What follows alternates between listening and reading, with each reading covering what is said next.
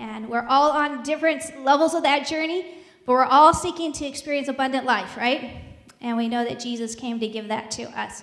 I'm going to have a prayer for our presenters, and then we're going to turn it over to them.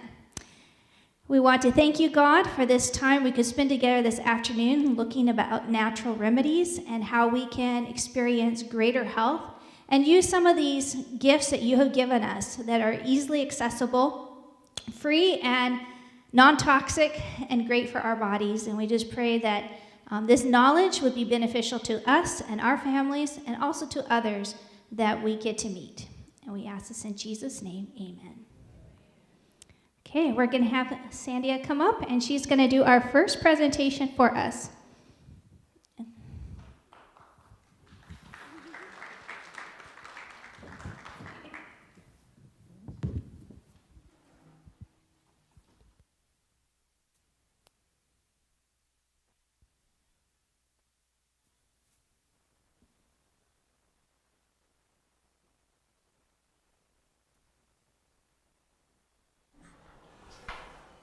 Okay, so we are connecting. Welcome again. We're going to do herbal remedies for this first part. And again, my name is Sandia. I feel destined for the privileged field of food and nutrition because Sandia means watermelon in Spanish. So if you forget my name and you call me by watermelon, I will gladly answer to that.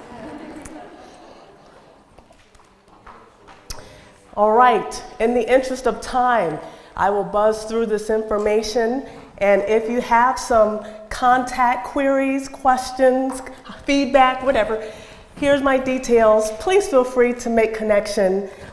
This is my favorite topic. Would love to make connection if you do that.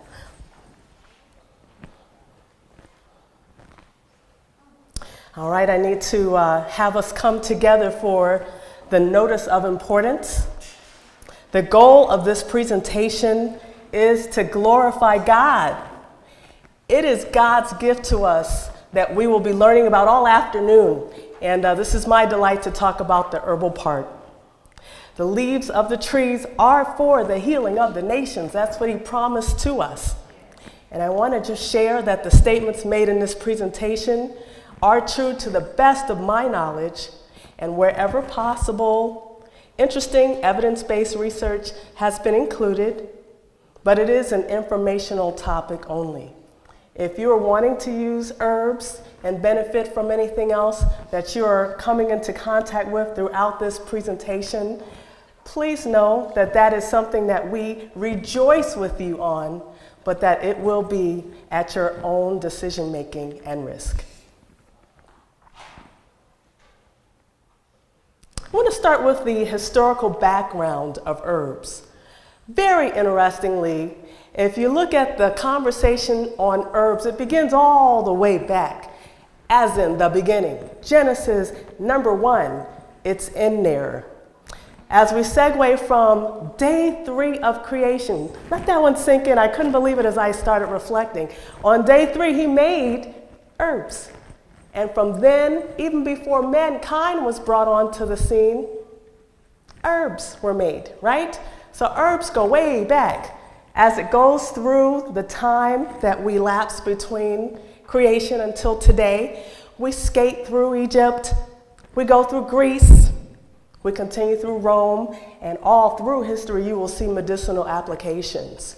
By the time you hit the Middle Ages, there are more applications. You can see it even today. I don't know if you go into the store and see things like thieves' oil, for example. That dates all the way back. Modern recognition, is it still a thing? It is very much so, as we all know. And now science is validating it. Still a lot of holes, which means still a lot of opportunities. And we are delighted that people are now affirming the importance and simplicity of herbs. From Genesis to Revelation, from start to finish, from beginning to end, God says something very simple. It goes something like this: I am the God who heals you. Anybody here need healing? Mentally, emotionally, physically, socially? All the above. All the above, right? We have somebody who actually cares about that topic. He wants to do something for us, each one of us. We don't have to be on a deathbed to take advantage of this wonderful topic/promise that he makes to each one of us. You can see it on the handwriting of nature at the very tips of our porch. There it is, it's a plant shaped like a red bleeding heart. Matter of fact, that's the name of it. And there in that bleeding heart is the latest signature from God. I love you. I want to help you. I've got something for you. Fast fact. On that topic of healing, did you know that even today, many physicians take up the Hippocratic Oath, named for Hippocrates, and it's in honor of his outstanding results when he would use herbs in his practice. So much so that thousands of years later, we still hear about it. Let's read a synopsis of the oath. I swear by Asclepius, with regard to healing the sick, I will devise and order for them the best diet. I will take care that they suffer no hurt or damage. They will not poison anyone. I will give no medicine or anything to pregnant women with the view of destroying their child. I will use my knowledge in a godly manner. And it goes on and on and on. The Hippocratic Oath. That is really beautiful, I thought,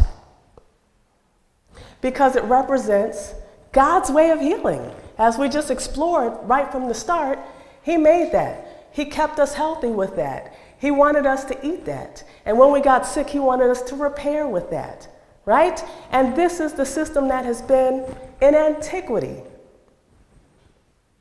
Except, who's Asclepius? Asclepius. Anybody seen that symbol before?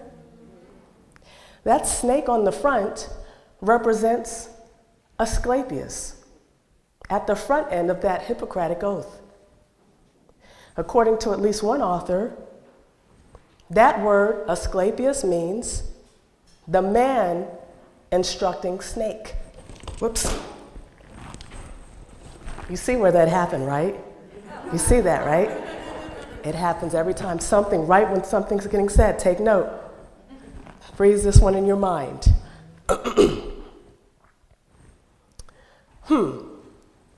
That kind of sounds like Satan, wouldn't you say? There was someone who was giving instruction to mankind through a snake. Asclepius also calls himself the God who heals. Didn't we just learn a second ago that God said, I am the God who heals? That sound like somebody who's trying to counterfeit the real thing? Here's our example, Genesis 3:1. Now the snake was the most clever of all the wild animals.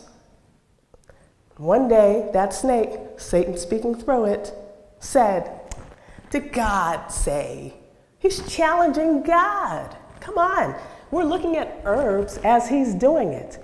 He has to borrow the tree for the healing of the nations to make his claim that he is God. Huh? Really? Are you serious? Buyer beware. Are we surprised then that Satan has been inserting himself into herbal medicine from the beginning? So, what's the point of that?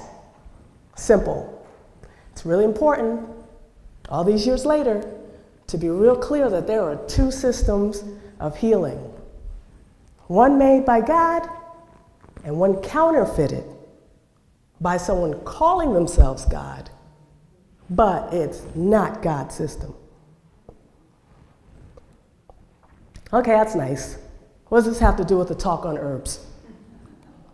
Everything. Because a conversation on herbs has to be predated with a conversation about healthy living. If we throw some herbs on an unhealthy lifestyle, that's not going to fix what you've got going on.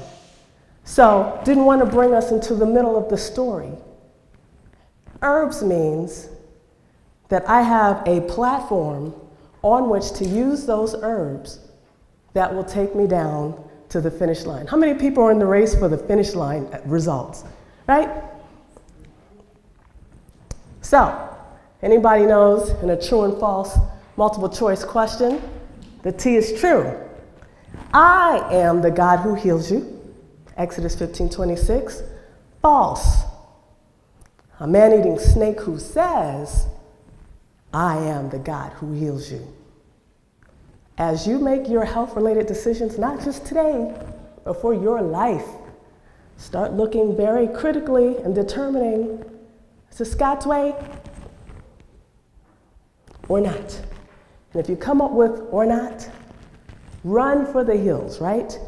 Because that's going to take you down the wrong direction. So, what's God's way that we need to know about so that we can insert these herbs and make them work for us and all that good stuff? Well, his way is called a healthy lifestyle. I have a little acronym for it, New Start. New Start stands for nutrition, exercise, water, sunshine, temperance, air, rest, trust in God. Many have heard of it. Who's hearing that for the first time? All right, wonderful. I'm glad we're covering it. If you keep that acronym in mind, New Start, that's your foundation before you even get to herbs. I mean, that's a moot point if you don't have this in place in your life. So, let's take a quick siesta. Let's get New Start under our belt, and let's jump into some herbs.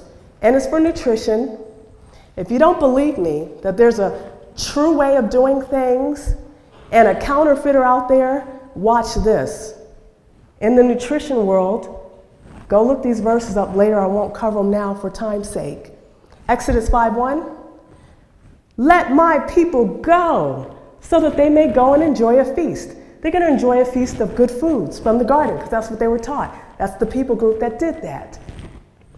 Guess what came up in verse 2 right behind it? I will not let your people go. Whoa, right?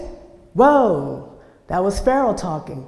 Wonder who motivated him to say that, right? E, exercise. Genesis 2:25, the real thing. You walk with Jesus, right? In the cool of the day. You cover everything that went on.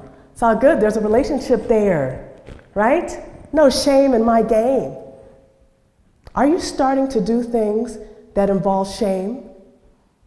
You have to do that behind closed doors now? Is there something that's causing you to stop walking or any other exercise that is in the true system that will save your life? Well, counterfeit, run, wrong direction. W, water. Matthew 3:16. This is a big water event. We're talking hydrotherapy, we'll get that in, that'll be fun. This is my beloved son. Oh, somebody's excited, right? Beginning of the next chapter. If you are the son. What do you mean if? We just covered that. God said, this is. Does that sound like somebody who's kind of always coming in at the heels and wresting the true health narrative? Let's go to start. New Start, where we are. Sunshine. Luke 10:18. The day star. Can you think of a bright and shining star? The day star is Jesus. Anything he does and says, you want two of everything, right? Guess who else calls himself the day star? Can you believe it? I couldn't believe it.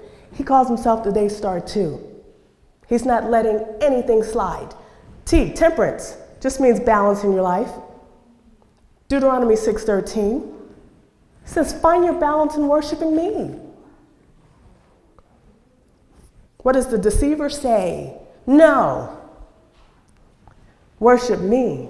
If you will follow me, I'll give you everything. You ever look into your situation and realize you needed more? That's not the way to get it. Air. Jesus is in charge of the air, by the way. He calmed everything when it got upsetting and violent. Other side, violence. You will never see Jesus lifting a violent hand at any one of us. Won't happen. Our rest. Genesis 2:3. I want you to see the parallels. True, false. True, false. God's version of rest goes deeper than the pillow, and it lasts longer, right on into eternal life. That's the punchline. I really need us to take that one home, because we can do all the right things, eat just the right amount of bean sprouts, run 5 miles a day, do all of it. But if it's not heading you toward a place for eternity, forget it. It's a wash, right? The counterfeit. Satan has a way to do that too, right? We're talking rest. Well, that's nice. Find out what those two systems are. Land in the right direction. Last one up, trusting God. Right at the outset. Don't do that. Don't follow that guy. It's not a nice guy, right? Leave him alone. Come with me. I got you, right? If you do it, you will surely die. Genesis 3:4, one chapter later. Did God say that? You will not surely die. Can you see it? Are you seeing it really clearly? Your life depends on it. It really does. Putting a couple herbs on that is a small slice of a very big pie. Effect follows cause, producing health or disease. We're all in different seasons of our lives. We all have reason for herbs. These are the leaves that are the healing leaves for our lives. Perhaps you're in a season of cancer. Maybe someone else is in a season of heart disease. Someone else is in a season of depression. Someone else is in a season of, and you can fill the blanks in, their long ones. What's your season? I don't know what it is, but God knows. And it behooves you to find which one it is, because He's got some leaves that will help you out in that direction. He says, another way of putting it, cause and effect. If you put a certain input in, you're going to get a certain input out. Right? So He wants you to get the right input in so that you can get the right input out. Where would you encounter these herbs that are now going to be the cap off and the foundation at the same time? That's something? You can find it outdoors. Anybody who's gardening, farming, wildcrafting, all these places represent examples of where you'll find herbs. Indoors, greenhouse, right? Gardening, shopping. First one up. Someone's in a season of embarrassment. Got an issue with odor control. It's not the kind of thing you say to everybody, but it's a real issue and you're trying to figure out what to do. Here's some things that help. I put the scientific name next to it because for each plant, there's a lot of different kinds of that plant. And so when you go to get something, it's nice to have that so you know exactly what you're getting. Cedar wood, and it looks like this, the one that I'm talking of. Matter of fact, I think I'll pass it around. You can smell it, and if you want to take a drop and see what you think about that, help yourself. Thank you.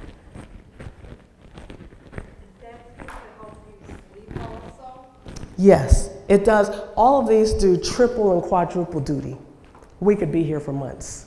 So I just picked one thing out just so that you could see an application. Thank you for bringing that out. Everything you see has a lot of different applications, all right? So how do you apply something like that? I can't use deodorant anymore if it's for personal use. You simply use it neat, or you add it to a little oil, olive oil for example, and you rub it right where you need it. Increase according to tolerance and according to effectiveness. One size does not fit all, we know this, right? So Sally says, this is going great. John says, I'm allergic to it. Okay, so understand those realities too as I'm speaking. Magnesium spray, here's another one. I'll start on this side of the room. It's odorless. You're thinking to yourself, I need something that has no scent. There are a lot of different brands to that, but I like to get the kind that is actually mined in the Netherlands. It's got a big long name, begins with Z, right? That's the one you want if you want to go with that. It's also for relaxation. It's also for well-being. But very practically speaking, it helps with odor control. Tea tree is another one. And it's here, I won't pass everything around, but just want to give you that sense that you have options. Charcoal tablets. Charcoal tablets pack a couple different ways. One is in a bottle. One you can get as individually wrapped tablets. And you can do everything from get charcoal on a larger bulk supply basis and put it in cups or bowls and stick them in strategic places throughout your home, the kitchen cabinets, your clothing drawers, even in your shoes, so that you can experience the odor control that you need. Hydrogen peroxide is another one. We see this at Walmart all the time, right? All you do is spray it. No scent, unless you want that. You add a couple drops of your favorite scent based on what you have going on, spray, and you're done.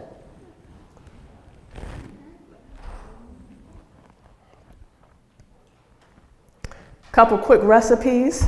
If you want to make your own magnesium spray going around, you just equal parts. And by the way, this is not the, you know how you usually soak, the bath soaks, you know? You don't take the, that would be something like Epsom salts is one example that comes to mind, or just table salt or Himalayan salt, you know, the different salts that are out there.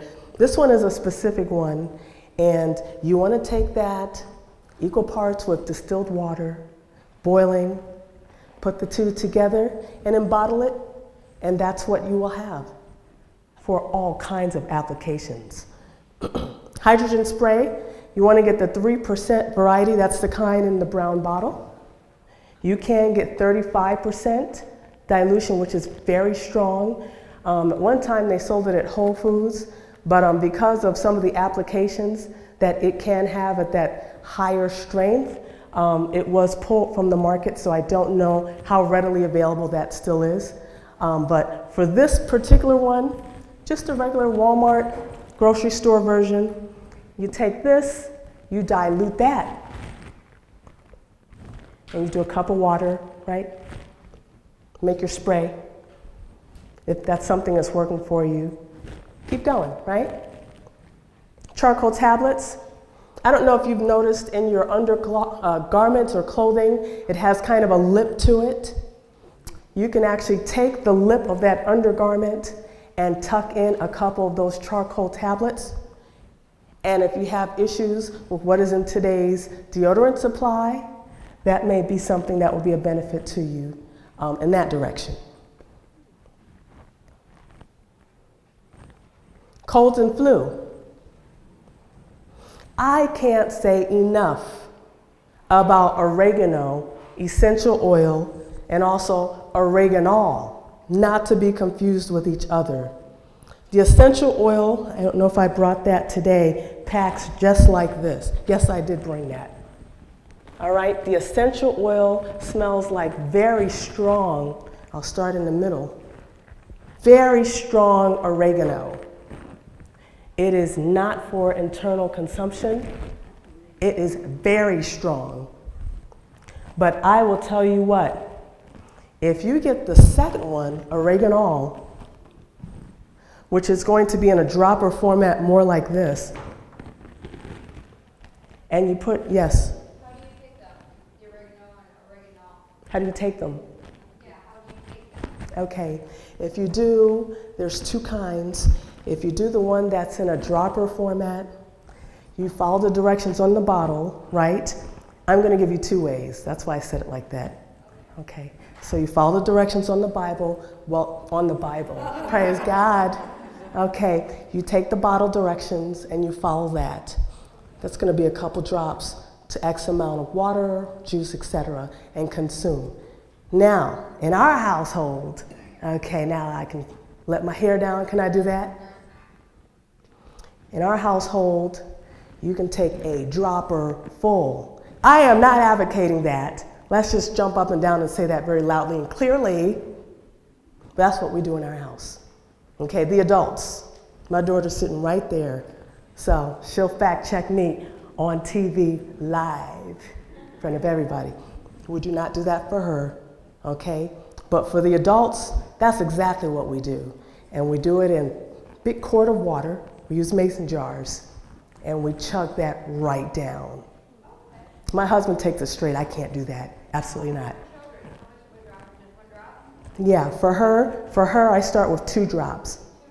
Yeah, and she will do fine with that. I do not do that dropper full. And I do not recommend that for the general public.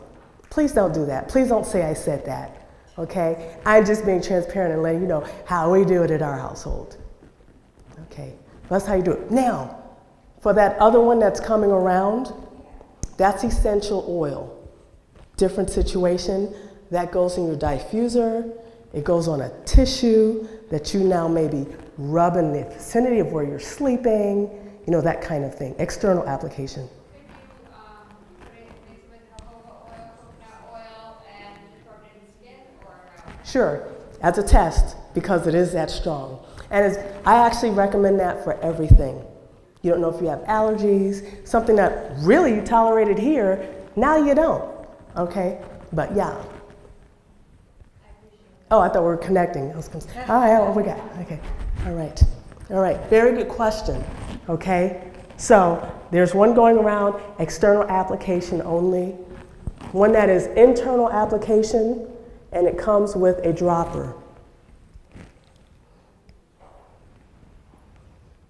Drops just like that. I know that some people are seasoned, I understand that, and I know that there are also people here hearing this for the first time, and then we have children as well, so that is why I'm attempting to bridge all the way across, okay? So I appreciate your patience on that.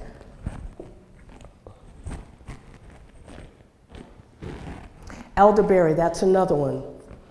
Elderberry, I also have something like this, right? And you can do that by the dropper full. I actually have an unopened one, okay? With elderberry, I worry about the potency because depending on the manufacturer, the store, the volume, you know, how long has that been sitting there? How will you know, right? And so when you really need that to work, my recommendation is that you make your own. And to do that, we're in Saginaw. In Saginaw, you used to have 2 health food stores. Now it's down to 1. One is in Bay City, if I'm not mistaken. Okay. So you should be able to find whole, dried elderberries, right? No additives. So that you can simply make your own. How do you make your own? It's actually refreshingly easy. In a second, we'll talk about how I made this. But you take a mason jar and you simply fill it 1/2 to 3/4 of the amount of the jar, and the remainder of that is going to have glycerin in it, vegetable glycerin, or you can use other things if that's your preference, i.e. vinegar. That's not my preference, it doesn't work for me, and so on, all right? So, very easy to make at home, so much more cost effective than purchasing it at the store. I literally have right now, this is elderberry. I think I paid $12 and change for this thing. And I have kegs of this at home that I made for about $50 that I still have from COVID that still work.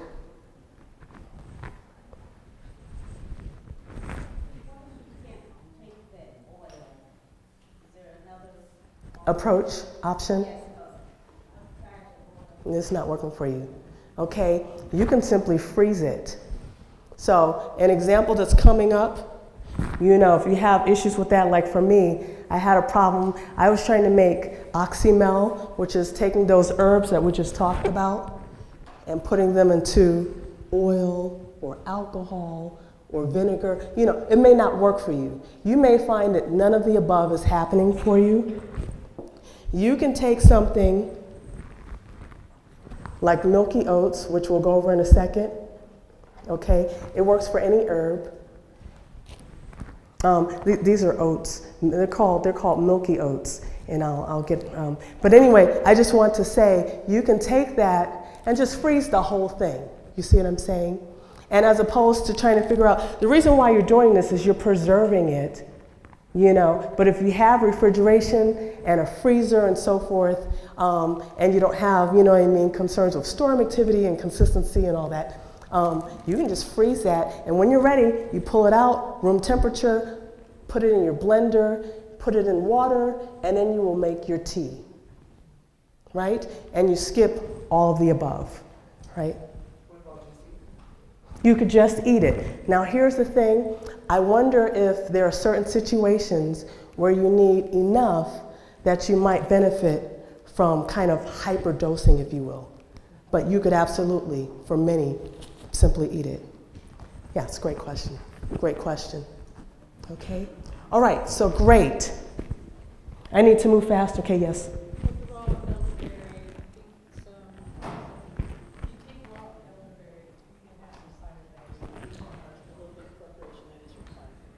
Okay, there are side effects for anything that I talk about. I need to just underscore that, right? One person is going to be able to eat it and say, that was wonderful, thank you, right? The other person is going to be like, what in the world, right? Right? You are very right about that.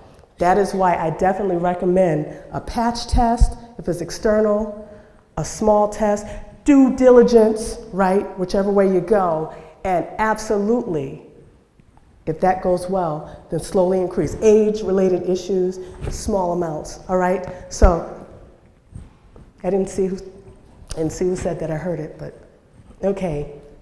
Okay, yes to that. Big yes to all of that. Okay, all right. Mullein. Mullein is what I wanted to mention to you. And boy, I can't believe it. Our time is gone, so I'm going to just try to do the best I can here. Mullein. Who has seen mullein? It's all over the place. Wonderful. Okay, I did this. When you do your mullein, for example, I did this in August of last year. I just took the flowers. I went across the countryside. Try to mine in places where you're not near cars, gas exhaustion, pesticide usage, you know, check these things out. And if you don't think it's a big deal, it is, because in farming communities, the rates of Parkinson's and Alzheimer's are higher as a result of what is being sprayed on today's crops.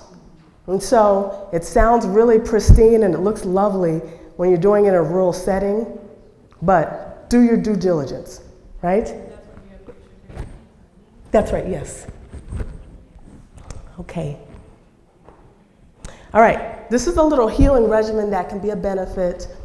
And this is for colds and flu. One up. We don't have one in the area per se, but we have one in Flint. Middle Eastern fare, you know, it's a lot of whole food, a lot of lemons, a lot of salads. That's where we're going with this. Those are the very herb items that will actually help you with colds and flu. So a salad, and I will simply leave this presentation, or if you just, you know, let me know. I'd be glad to send it to you. Just let me know if that would be helpful. So when you're at the end of this, if we go back to the beginning for your email and take us off, because it might have time. Sure. Thank you. Yeah, sure. You Yes. All right. You're having some soup, fresh pressed juice, that sort of thing. That's number one. Get a healthy whole food meal. Number two, get a bath soak in. What we're really wanting, if you're up for it, is a contrast bath. So if you can get into the shower, you're doing hot and cold. Some people are new to that, so you're doing 1 minute on, hot, 1 minute cold, off, right? And then you increase. If you want to really ease into it, you're doing a 20-minute bath. That's the jacuzzi bath, right? And then you're coming out of that, and then you're taking a cold shower to finish it off, and then you're going straight to bed. All right? 3, we're talking about colds and flu, a quick regimen. If you hit it on the front end, as soon as you start feeling the scratch, you can very oftentimes nix it before it's a problem. 3, after you go straight to bed, repeat as needed, augment as needed, crack the windows, get some fresh air, run your diffuser, put some herbs in your diffusers that will help clean the air if you can't crack your windows, that kind of thing. Bonus items to consider in your refrigerator. Traditional medicinals and Uncle Matt's. Uncle Matt's has elderberry zinc and acerola cherry in it, known to be very high in vitamin C and known to be a benefit. And if you chug that, again, some people have orange juice allergies. I understand that. This is an orange juice product, but match it up with your situation and things. If that can work for you, that's wonderful to have on board. It's called Uncle Matt's.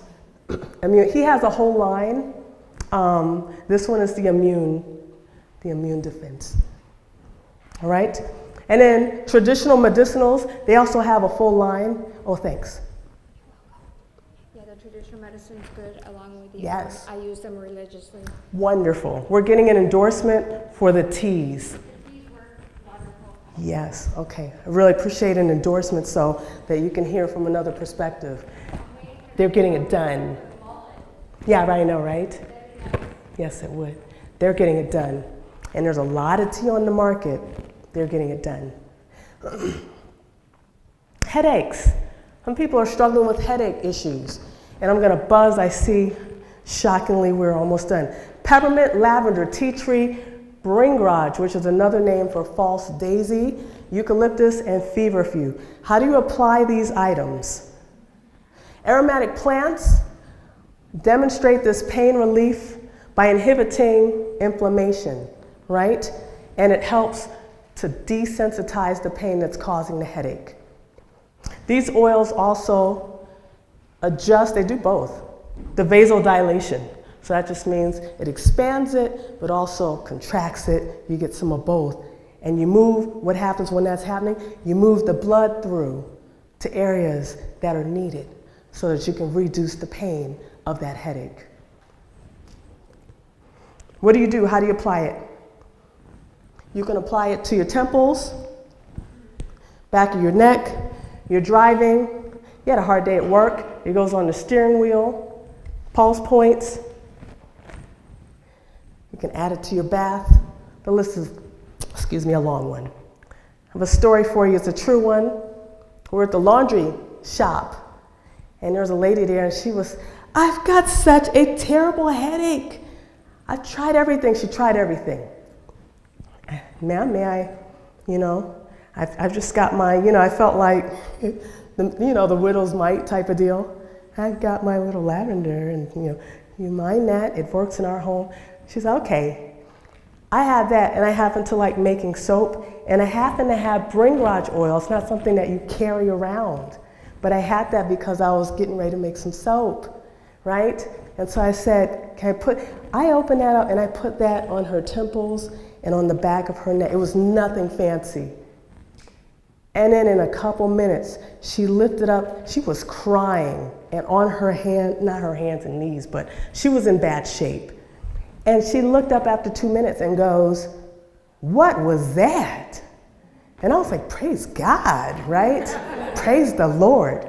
So, after the fact, I went to look. I knew about peppermint and lavender, but Bringraj, I've always used that for soap applications, for hair loss. This was a new thing, and it makes sense because like feverfew, which is very well researched, it is very effective for headaches, even up to migraine headaches. Now, some headaches are caused by dehydration. What do you think we need to do there, right? Okay. Some people are getting headaches because of tension. Take it down a notch, or get some lavender on that. Helps you to decrease the tension. Some people are having headaches because of sinus congestion. Unclog. Okay. All the above. Okay. All right. It's a terrible thing. Headaches are a big deal. It's a problem, right? But these things are very well researched. They are now looking into it because a lot of people are saying, hey, no, I'm getting benefit. Muscle and nerve support. If anybody's dealing with muscle spasms, you do a lot of working out, okay. All right. Lobelia. Lobelia, there's a Dr. Christopher Line, and he does an anti-spasmodic tincture, mouthful there. And that anti-spasmodic tincture, based in lobelia, there's another recipe done by Jethro Kloss. Have you ever walked into a Back to Eden situation? He wrote that book. If you go to Barnes and Nobles, that's where I got my copy. It's mainstream. It's been around for a long time. And he's self-made herbalist.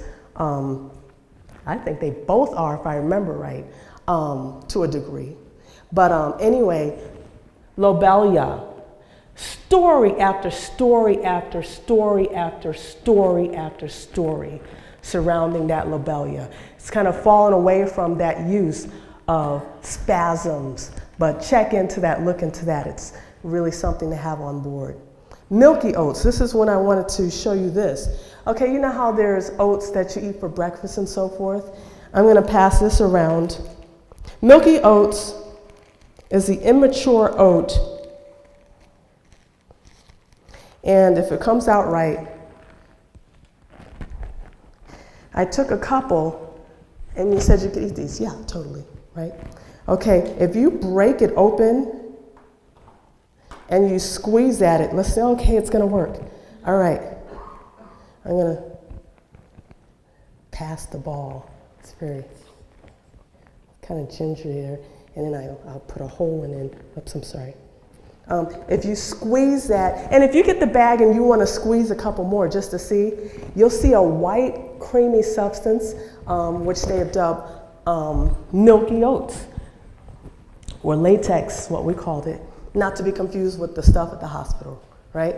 But that particular substance has been known and researched to help with issues of the nerves. Calms it down. It has to be in that stage, and it only happens for a very short window. I think it's like a week or so.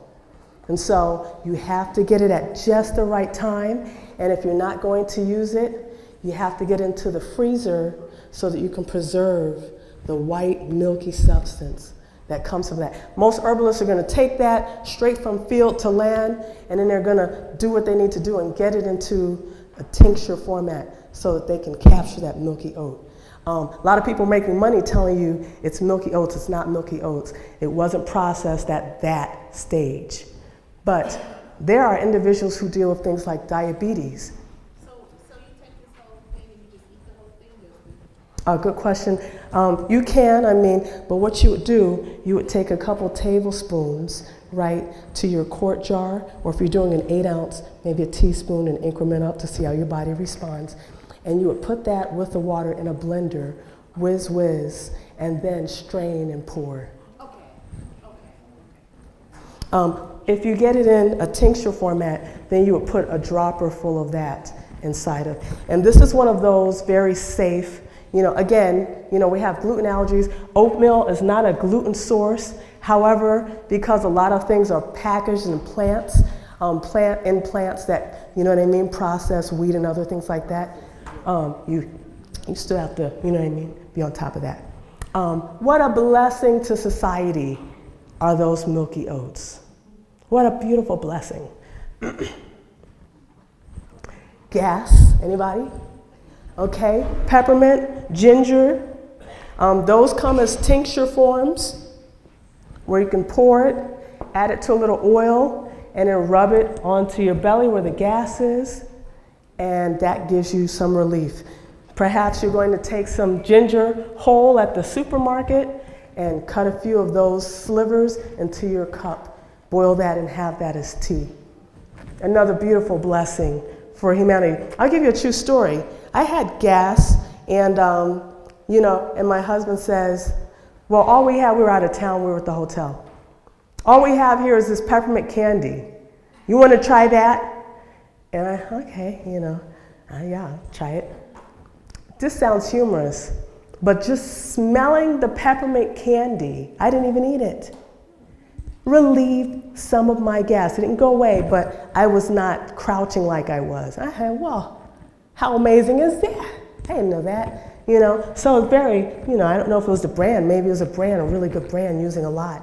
But what a blessing to mankind.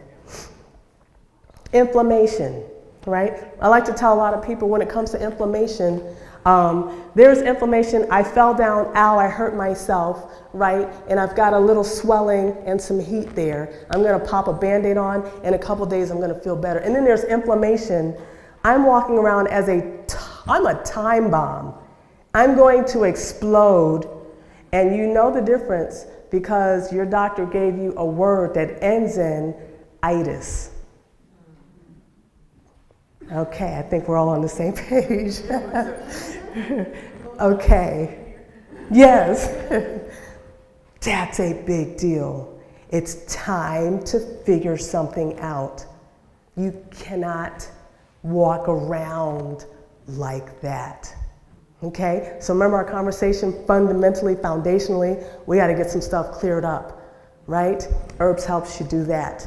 What are some of the herbs that helps you get back? And then what are some of the things that you do to stay there? Ginger, garlic, turmeric, cardamom, which actually is in the ginger family, and rosemary are examples of that. Okay, how does that work? It works by blocking that cascade. There's a bunch of proteins in your body, and once something happens, what's supposed to happen is supposed to go through this cascade.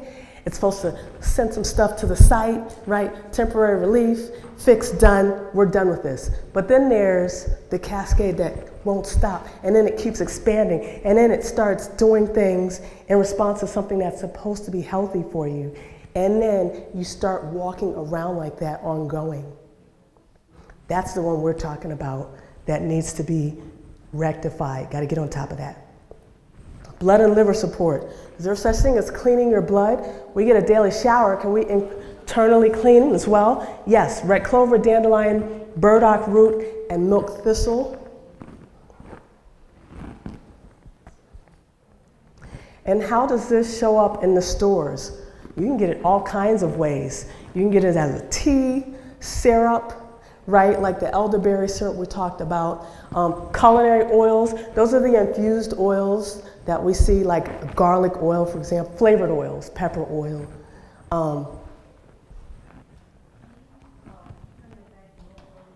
Yeah.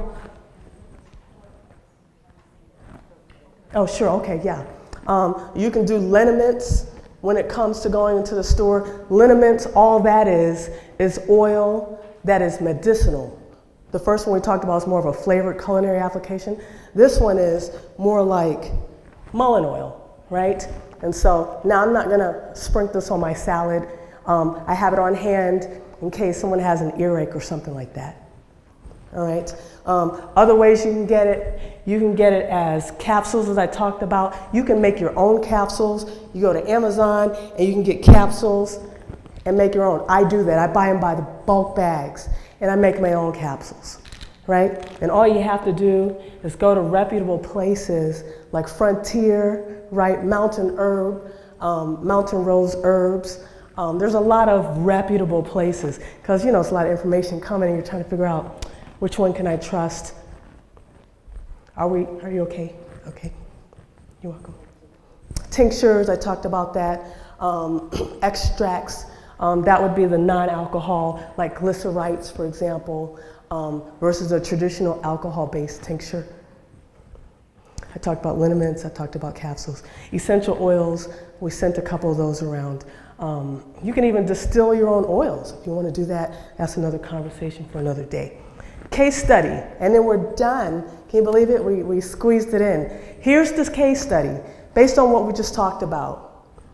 Okay, girls' weekend trip just happened. Guys' weekend trip if it's a guy situation. I didn't know if that was cool enough to say guys. Do guys do guy weekend? See, we got the pinch out. Okay. Fishing trip. Okay, thank you.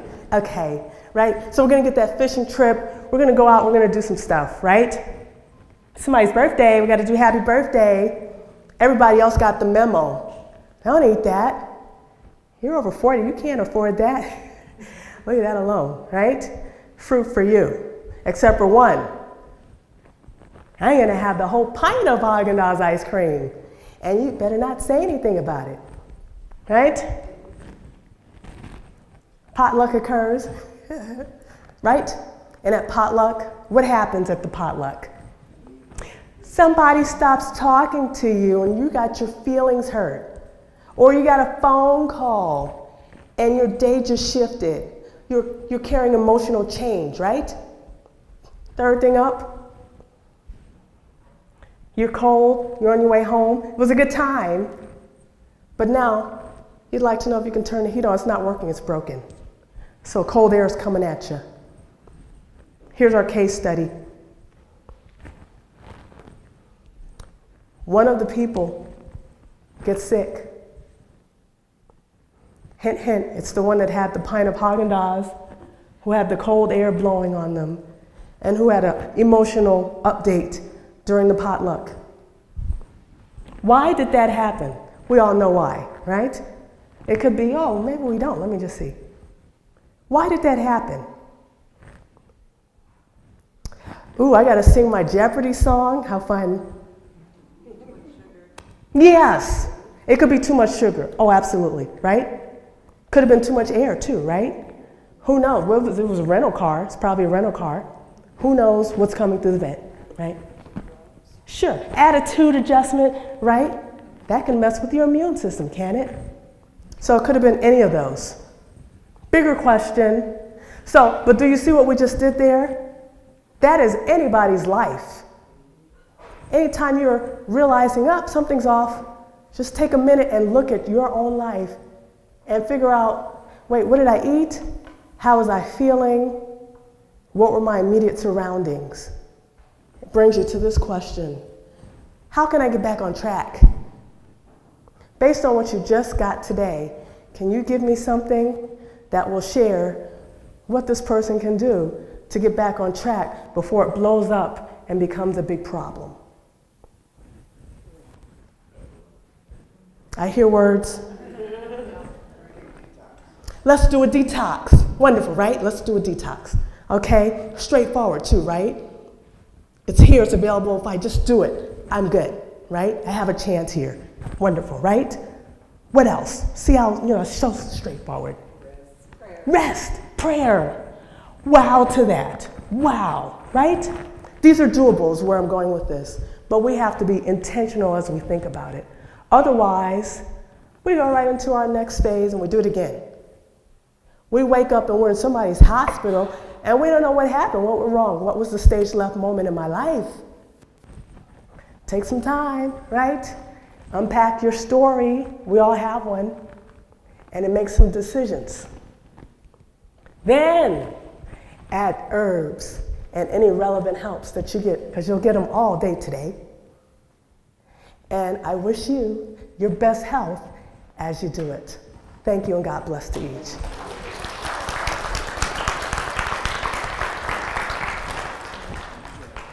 Oh, thanks. Thank you, Sandia. I loved how practical you made that and those lists of all those different herbs. Yes. What a blessing. So this time we're going to take a little break. That's going to give us a chance to change presentations up here. Yes. Is there a possibility of going back to her first Yes. Yes. I'm sorry, I forgot to do that. I think I could probably get it back there. Thank you. Yes. Thank you. Thank you.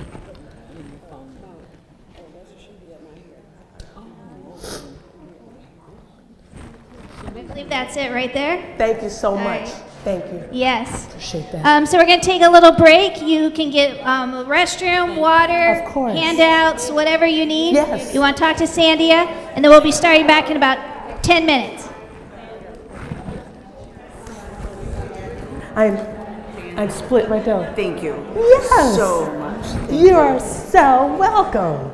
I've been blessed by you. Wow. Oh, okay, thank you. Yes, these.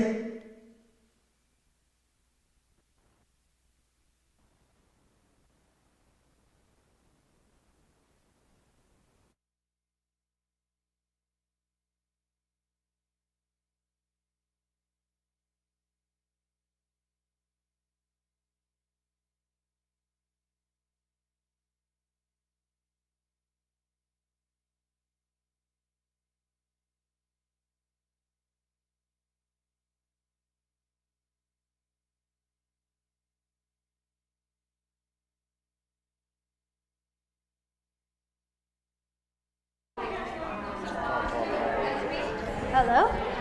Good afternoon. Does this sound all right? It's kind of hard. It's so noisy in here.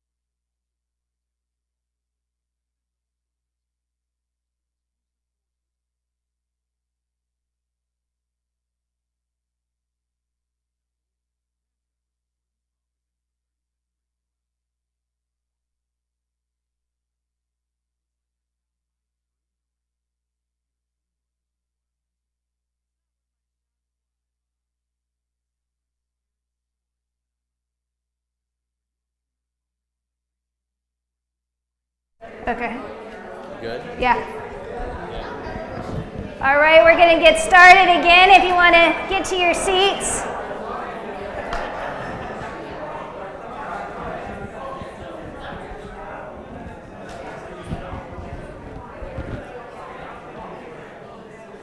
So for those of you who came in a little bit late, if you didn't get a chance to fill out this little registration card, we would really appreciate you to do that. It lets us know how you heard about us. I know a lot of people heard it through social media, but we're especially interested in knowing how you actually heard about us on social media. We've been on several different online platforms. And also topics that you might have an interest in learning more about in the future. If you would turn these in at the table that is in the lobby, right around the corner, there's a table there and a little basket thing you can place these cards in. So we appreciate you doing that because we want to be able to provide more things in the future. And if we have your contact info, we can send you an email or a flyer when we have an upcoming event. So in this presentation, we are going to be talking about hydrotherapy, or the external use of water to promote healing. And there's a very fascinating history about hydrotherapy I will be sharing with you, and how it literally saved lives during a worldwide pandemic. Hydrotherapy is having a comeback today because it's simple, it's inexpensive, it's very effective. And I have some of my own personal experience with it. When I was quite small, quite young, my mother went to a lifestyle center that was teaching massage, natural remedies, like you learn here about herbs and such, and there was a lot of training there about hydrotherapy from a place that was using this in a therapeutic way. So she took all that knowledge home and started practicing it on my sister and I. But I have to say that we didn't go to the doctor very much as children, because when we had a fever, she was able to treat it at home. And when we had an injury, she treated it at home. And so we very rarely ever went to a doctor. I think the first time I can really remember going to a doctor was when I had a bicycle accident and split my knee open, had to get stitches. But besides that, we normally didn't ever have to go because these things were able to be done at home. And that was saved us, our family, money, and you're just empowering yourself. So I'm very excited to be able to share these things with you. I also will mention that the information in this presentation is based on medical research and is intended to provide some general information, but it doesn't replace professional medical care. It's always wise to consult with your medical provider regarding your health, especially if you're sick or have a health condition.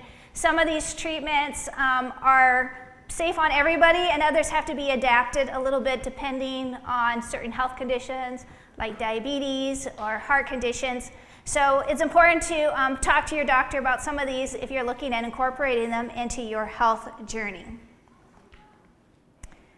So as a Christian that is involved in health ministry, I believe the source of all true healing comes from God. And the Bible records stories of how God brought healing using water. And one of those stories is found in the Old Testament in the book of 2 Kings, and it's about a man whose name was Naaman. He was a leper.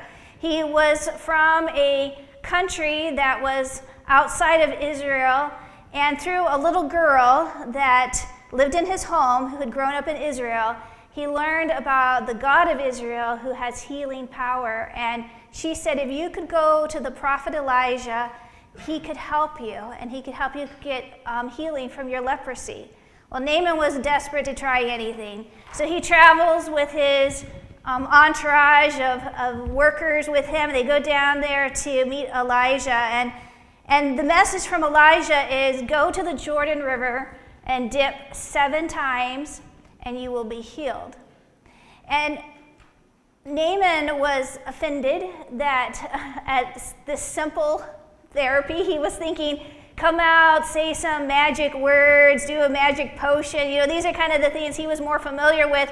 But go and dip in a river, and it's not even a clean river. The Jordan River was a muddy river. And he's like, there are rivers back home that are way nicer than this river. Why would I go dip in this Jordan River? And he was about ready just to like head home in a huff when his servant said, you know, if the prophet had asked you to do something really hard or elaborate, you would have done it. But all he's asking you to do is go dip in a river 7 times. What's the hurt? Go do it. And he thought, okay. So he goes down there into the Jordan and he dips 1 time, 2 times. Nothing's changing until that 7th dip. And when he came out, his skin was that of a baby's. And he realized that the God of heaven had brought the healing. There wasn't anything magical about the Jordan River's water, right? But it was an act of faith and use of a natural resource God had given, and these two combined brought healing and restoration. Now, in the New Testament, we have one of Jesus' miracles where he used water, and he created a poultice. We're going to be talking about poultices in the next session. But he created a poultice using clay, and on this man's eyes, he was blind, and then he told him, go to the pool of Siloam and wash. And when he did, and washed that poultice off of his eyesight was restored. I think these stories are recorded in the Bible to show us how God has created in things like water, powers that help bring healing to us. There's properties there that are very powerful. So let's begin with getting a definition of hydrotherapy. And this is the definition I'm going to go with, is the therapeutic use of water to aid in the health and healing of the body. Okay, so we're talking about therapeutic use of water. This is a little different than just getting up and taking a shower or a bath. It's using water externally. There's, of course, a ton of benefits of drinking water internally, but we're going to be talking mostly about external application of water. And water comes in different forms, right? Steam, ice, hot, and cold. Okay, so these are the different ways. And there are different forms of hydrotherapy. We'll talk about several of these today. Fever baths or hot baths, hot foot baths, hot and cold packs or compresses, steam inhalation, a sitz bath, hot and cold showers, saunas, and fomentations, which are hot compresses, followed by cold friction rubs. So these are just a few of the types of hydrotherapy treatments that can be done. And some of these, you're like, you've done these before. You've done a hot foot bath before. You've taken a hot shower. Maybe you've sat in a hot tub somewhere. And these are all forms of hydrotherapy. There are some, though, that maybe are not as common, and we'll get you a little familiar with those today. So let's back up and do a little history lesson as to where hydrotherapy originated. The ancient Greeks are the first that we know of to have used hydrotherapy, largely influenced by this gentleman, Hippocrates, who asserted that diseases are caused by environmental factors, not from some punishment inflicted by the gods, as was often believed. So a lot of people thought, oh, you're sick because the gods just brought illness on you. And he said, no, there's cause to effect. There are things that you have done or things that are happening in your environment, and this is what's bringing disease upon you. And he used hydrotherapy extensively, recorded one of the earliest works on the therapeutic use of thermal water. And you can see there like a bathtub kind of situation. Then the ancient hydrotherapy could vary from bathing in water treated with essential oils to communal public baths and then smaller personalized pools.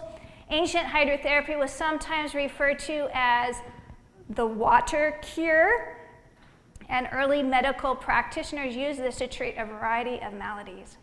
So if you ever travel to Rome or Italy, you will find that in these ancient ruins, they have these old baths where the people would go and sit in the hot waters and with herbs and essential oils. And they use these as a way to bring healing to the body. And today, there are still places you can go to hot springs and such to find some of those. And yeah, so this history goes way back.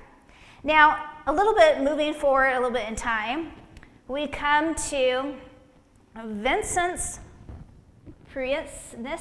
I don't know if I'm saying these names correctly. Lived from 1799 to 1851. He's referred to as the founder of modern hydrotherapy.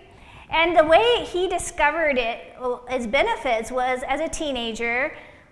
he had sprained his wrist, and he found that a cold, wet bandage wrapped around his wrist brought healing to it. And later he had some broken ribs, and he did a similar thing, put cold pack on it, and found relief. And he's like, there's something here about this. So he started using different forms of water therapies.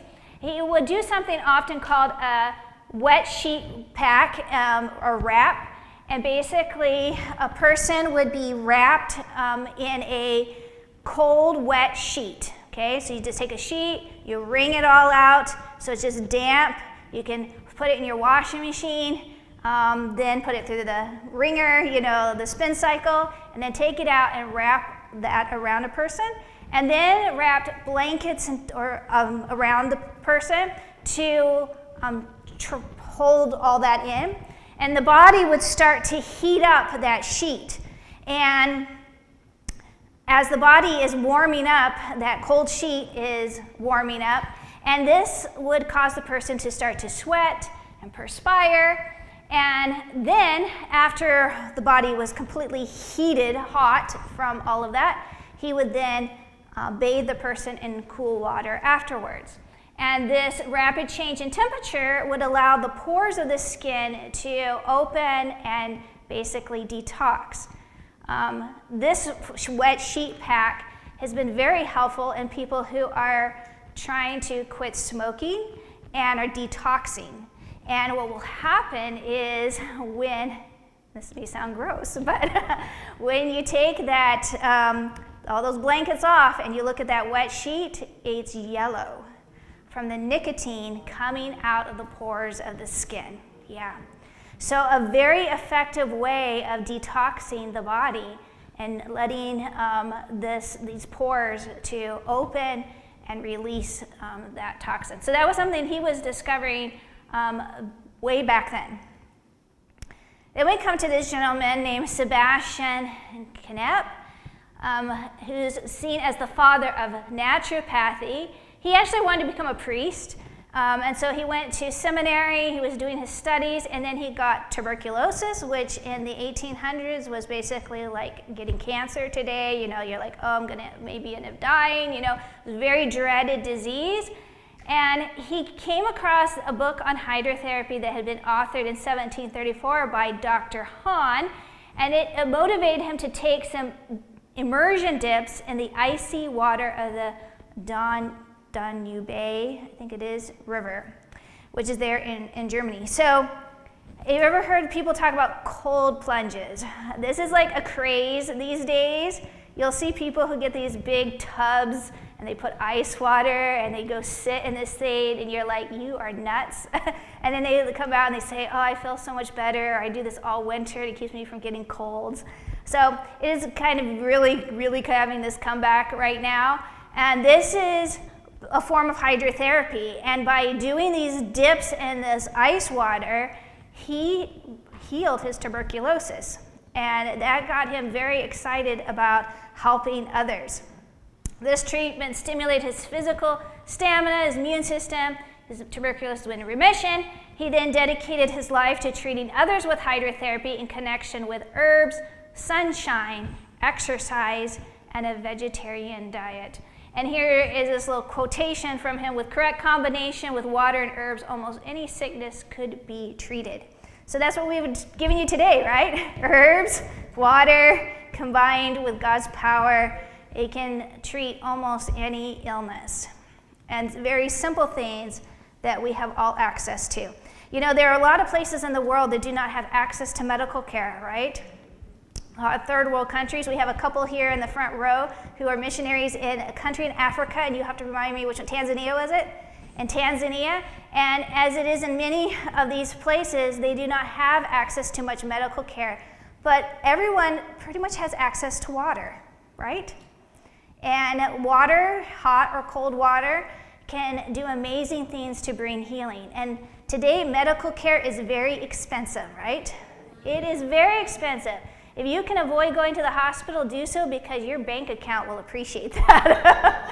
It is expensive, but water is pretty much free. Now, maybe you have a little bit of a water bill, but comparatively very inexpensive, very accessible, and very simple. And so these things that we're sharing are things that everyone can do and have access to.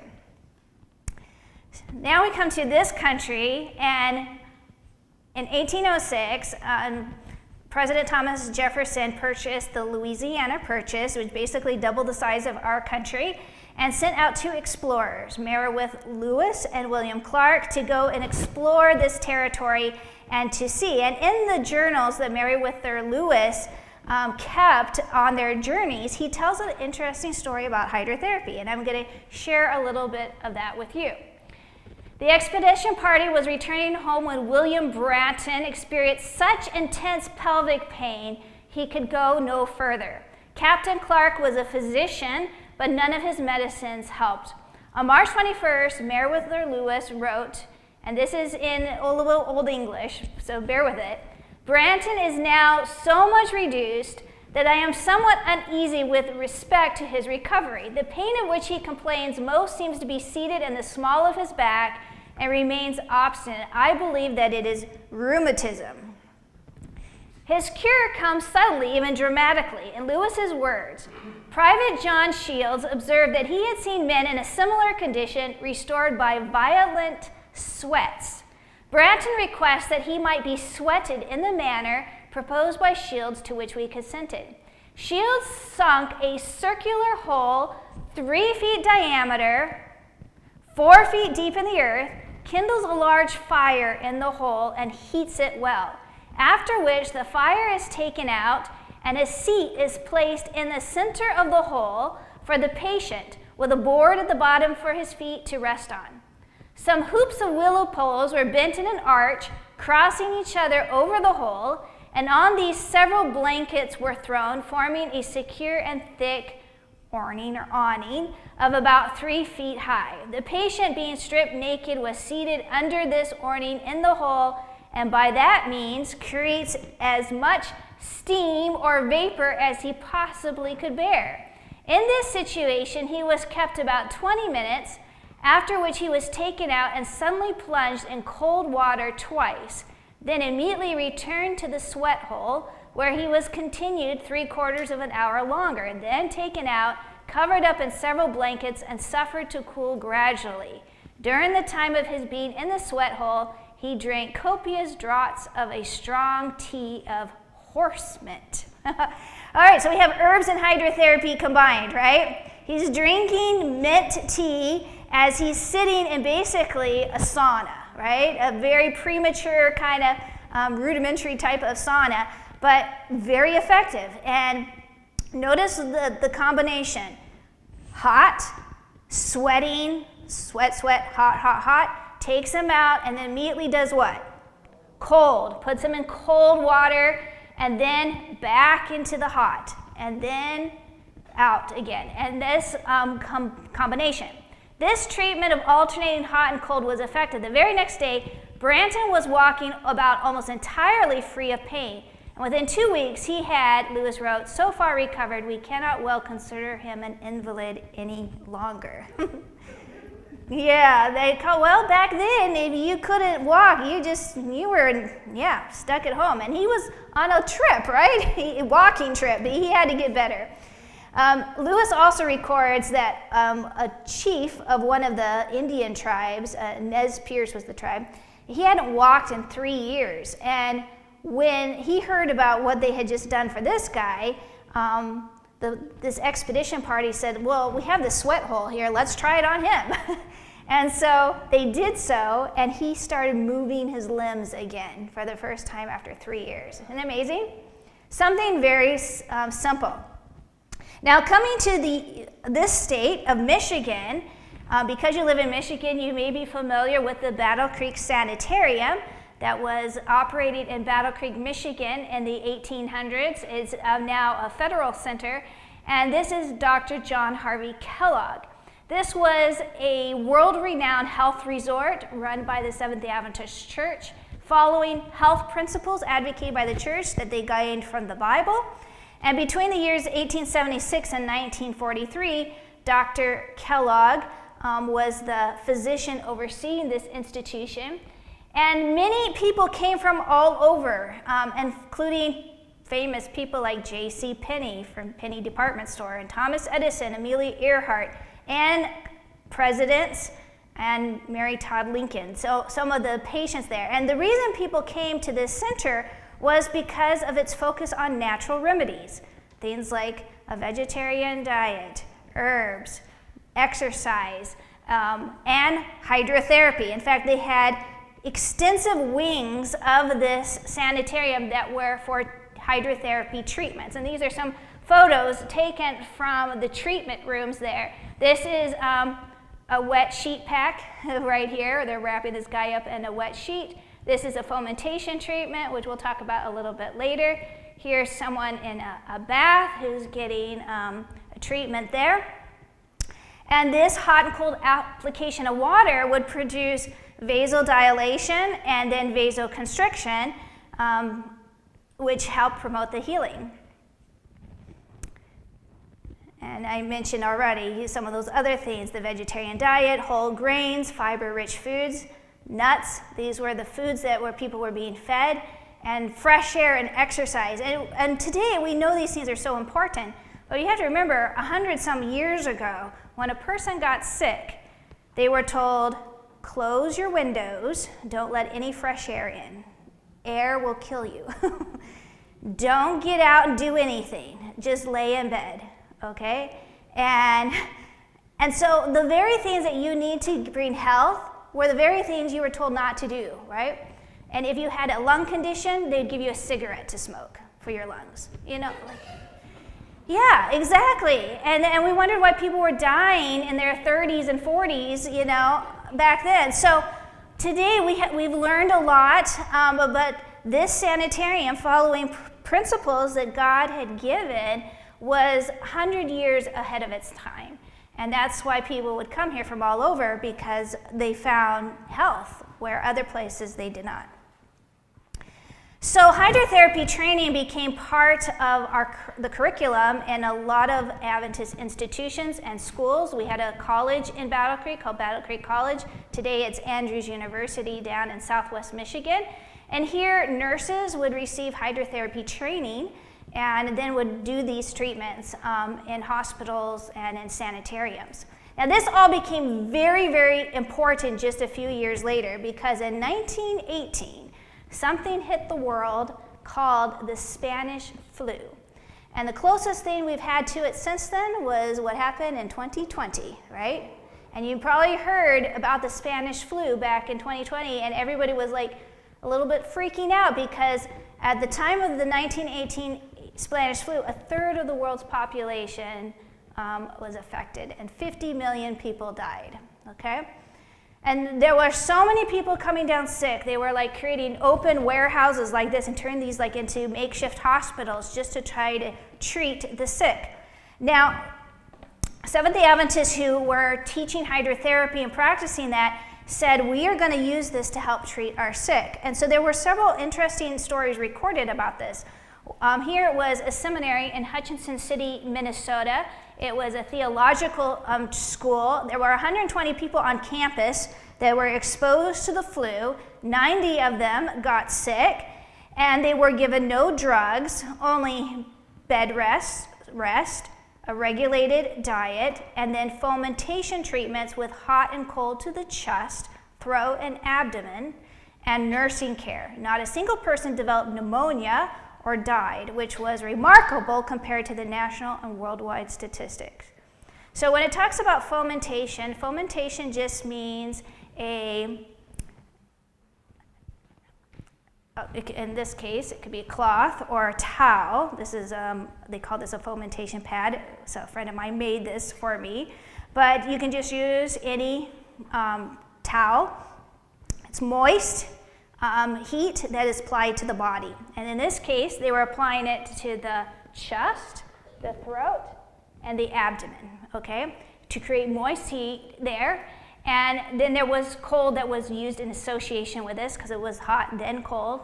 And that brought healing to the respiratory system, which was being affected and attacked by the flu. According to an account at South Lancaster Academy, which was in Massachusetts, while the majority of the cases were mild, some were very serious and would undoubtedly have resulted in fatalities. But hydrotherapy treatments applied by the students' hands under the direction of one of our own physicians wrought marvels in the speedy recovery of our most difficult cases. Doctors who had patients dying day by day marveled at the fact that in our large and, what's this word, crowded dormitories. Now, you remember during COVID, everybody was talking about distancing and keeping away from everybody, right? And here, in these dormitories, there was no social distancing, right? Large and crowded, but even in these large and crowded dormitories with practically no professional nurses and attendants, we had no fatalities. For ourselves, we attribute it under God to the fact that we put in operations the methods of treating the sick that for years have been part of our denominational beliefs. Not only are we grateful for the recovery of our sick, but we believe the experience we have passed through as a school has deepened our faith in these God-given principles. That's a powerful testimony. In the journal Life and Health, the very next year, there was an article called The Sanitarium Treatment of Influenza, and in it, it collected data from 10 different Adventist sanitariums within the United States. This is one in St. Helena out in California. And it looked at how they had used hydrotherapy, and they found that in all these institutions that were using it, over 1,000 patients were treated, only 1.3% of the inpatients died, and 3.8% of the outpatients, okay? Now let's compare that to what was happening throughout the rest of the country. By comparison, death rates in the general public treated in hospitals was from 13 to 40%, and the death rate in U.S. Army hospitals, which were the most advanced treatment centers at the time, was 6.7%. So at least 6 times more. So was hydrotherapy saving lives? Absolutely, and it was something so very simple. So let's, now that we have a little bit of that history of hydrotherapy and how, and why don't we not hear so much about hydrotherapy today? Well, very soon after the Spanish flu pandemic is when penicillin was discovered, and a lot of modern drug medications started being produced. And so you had a transition away from natural forms of healing to pharmaceuticals. And so today, most medical providers, nurses and doctors are trained a lot in pharmaceuticals, and most of them have never get a single course in natural remedies. And so that's why they're not prescribed or taught, because the medical providers are never taught them. Unless you maybe go to do a schooling in preventive medicine, you know, you're going to get a little bit more natural stuff there. But it's not being taught, and so it's not being taught to you. So let's look at it for ourselves. So let's talk about the physiological effects of hydrotherapy. There's this verse in the Bible, in Leviticus 17:11, that says, "The life of the flesh is in the blood." It all comes down to circulation, okay? And in good circulation is good health. Poor circulation is poor health, and hydrotherapy helps with good circulation. It's the blood that brings healing to your body. It does this by bringing oxygen and vital nutrients to the afflicted parts, as well as carrying away waste products. So when your heart is pumping, and your heart is very close to your lungs, right? They're interconnected. So the blood goes through your heart, and it gets oxygenated through your lungs, and then goes out to all your cells of your body. Then it comes back to your heart, gets reoxygenated, and then goes back out to, again, your body. So this is creating, and as that's happening, it's carrying nutrients and also carrying away waste products. Now, hydrotherapy helps to improve the circulation by quickly moving nourishing, healing blood in and out of the diseased or inflamed area. So let's say you're having a respiratory situation. Maybe you've got a little bit of congestion in your chest, or bronchitis, okay? So this is your inflamed, diseased area. So hydrotherapy treatments to this area is going to help improve circulation in your chest, in your lungs, so that this area is getting fresh oxygenated blood, good nutrition, good nutrients coming here, and helping to carry some of that waste and congestion out, okay? That's the principle behind hydrotherapy. We're treating your body in an area to improve circulation there. Okay, so this respiratory infection, chest, mucus buildup, maybe some difficulty breathing. That was a big symptom of COVID, was people had shortness of breath, low oxygen levels. Hot compresses to the chest with an alternating cold mitten friction increases the blood flow to this area, breaking up the congestion and bringing much needed oxygen. The lungs are then able to heal and pneumonia is prevented. No one wants to get pneumonia, right? You get pneumonia, you end up going to the hospital. We want to try to avoid going there, so we're trying to prevent this thing from getting worse, and these hydrotherapy treatments are helping with that. So let's look at this hot and cold. When we talk about hot, what are we referring to? A short hot application between 98 and 104 degrees of about 5 minutes. This is stimulating to the circulation, causing blood vessels to dilate because the heat is applied. So if you take a hot shower, what does your skin look like afterwards? It's a little bit pink, right? And that's because you've increased circulation in those areas and it pinks up, okay? That's because those blood vessels have dilated. Now, if you go too long with the hot, it actually will start to depress the circulation because your body is like trying to protect itself from the heat.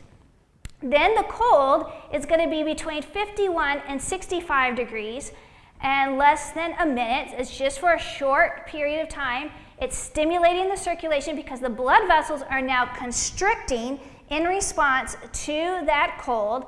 And then, after the cold is removed, they dilate and open up again. So this opening and closing and opening and closing of the blood vessels creates this like pumping action. And as they open, blood flows in, and as they constrict, the blood is pushed out. Then more fresh blood is pushed in, and then it constricts and it pushes it out. And this creates healing through all this fresh blood coming in. So let's look at another example. You sprain your ankle. Now for the first 24 hours, what are you supposed to do? Ice it and keep it elevated, right? Just to help with that initial injury, and there will be a little bit of swelling there. But after the first 24 hours, you want to help this damaged tissue to heal. You don't want to be limping for the next month, right? Or not being able to do anything. So what you want to do after that initial ice period is do a contrast bath of hot and cold water.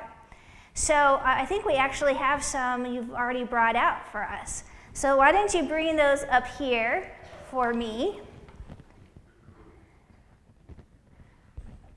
We've got 2 buckets coming up of hot and cold water, and I have here a cool little tool someone gave me, an infrared thermometer. You do not have to have one of these.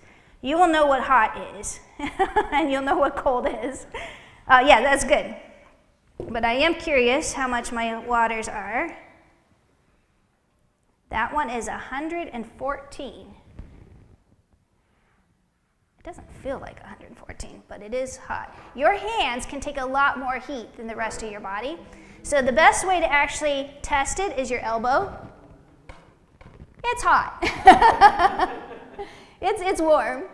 Yeah, you would not be able to keep your feet in here for very long. So the best temperature, if you have your handout that has all the different treatments on it, you didn't get one of these. Alrighty, my team needs to slacken a little bit back there. Let's get it out right now.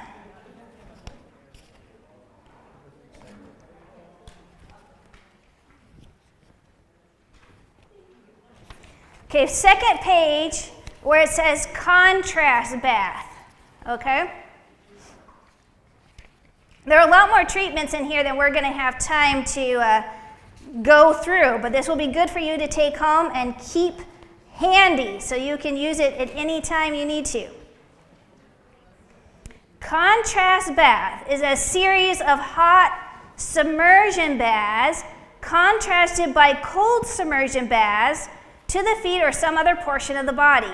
This dilation and constriction of blood vessels increases circulation to the area to promote healing. Okay, so that's our definition we're giving. So this can be used for increasing circulation in your feet, tendinitis, a migraine headache, an ankle sprain after ice has been used for the first, it's saying 24 up to 48 hours, plantar fasciitis, diabetic neuropathy, arthritis, gout, and so forth. So the hot, it says, should be above 100. This is definitely above 100. It says 100 to 110, so we're not too far off because I think it was 115. And the cold, 55 to 65. So let's see how cold my cold is. 53. Okay, so we just got some ice in here. So what you would do is place the part of your body in the hot for about 2 minutes and then alternate to the cold. So I'm going to put my hand here in this hot water. Would anybody like to do this treatment? All right, you back there in the back. Yes. Oh, you have a question? Okay, go ahead. Well, the best is hot. Warm is nice, but we're talking about therapeutic use of water. A warm bath is very calming, but hot and cold is more therapeutic. Does that understand that? Okay. You will volunteer. Come on up. All right. Okay, Linda, come on up here. Stand right back here and just put your hand in that hot water. All right. And someone want to set a timer for 2 minutes. Okay, so it doesn't seem very hot. It's still going to feel pretty good. So there was one day, I don't know what I did, but I injured my hand somehow. I don't know if I slept on it funny or what it was, but I could not hold on to anything or grab anything. It was like shooting pain right here in this part of my hand. I couldn't hold a brush to brush my hair. I couldn't hold a knife to cut vegetables. I was like, and I'm right-handed. I was like, I am like handicapped. What do I do? So I ended up doing two things. I ended up combining hydrotherapy and herbs. I make my own salves, and so I made a comfrey salve. I had a comfrey salve. I put that on before I went to bed. But before I did that, I did what she's doing. I put my hand in a bowl of hot water for 2 minutes, and then went into the cold for, 30 seconds, right?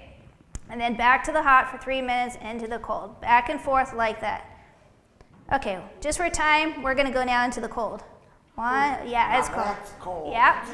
1, 2, 3, 4, 5, 6, 7, 8, 9, 10, 11, 12, 13, 14, 15, 16, 17, 18, 19, 20, 21, 22, 23, 24, 26, 27, 28, 29, back to the hot.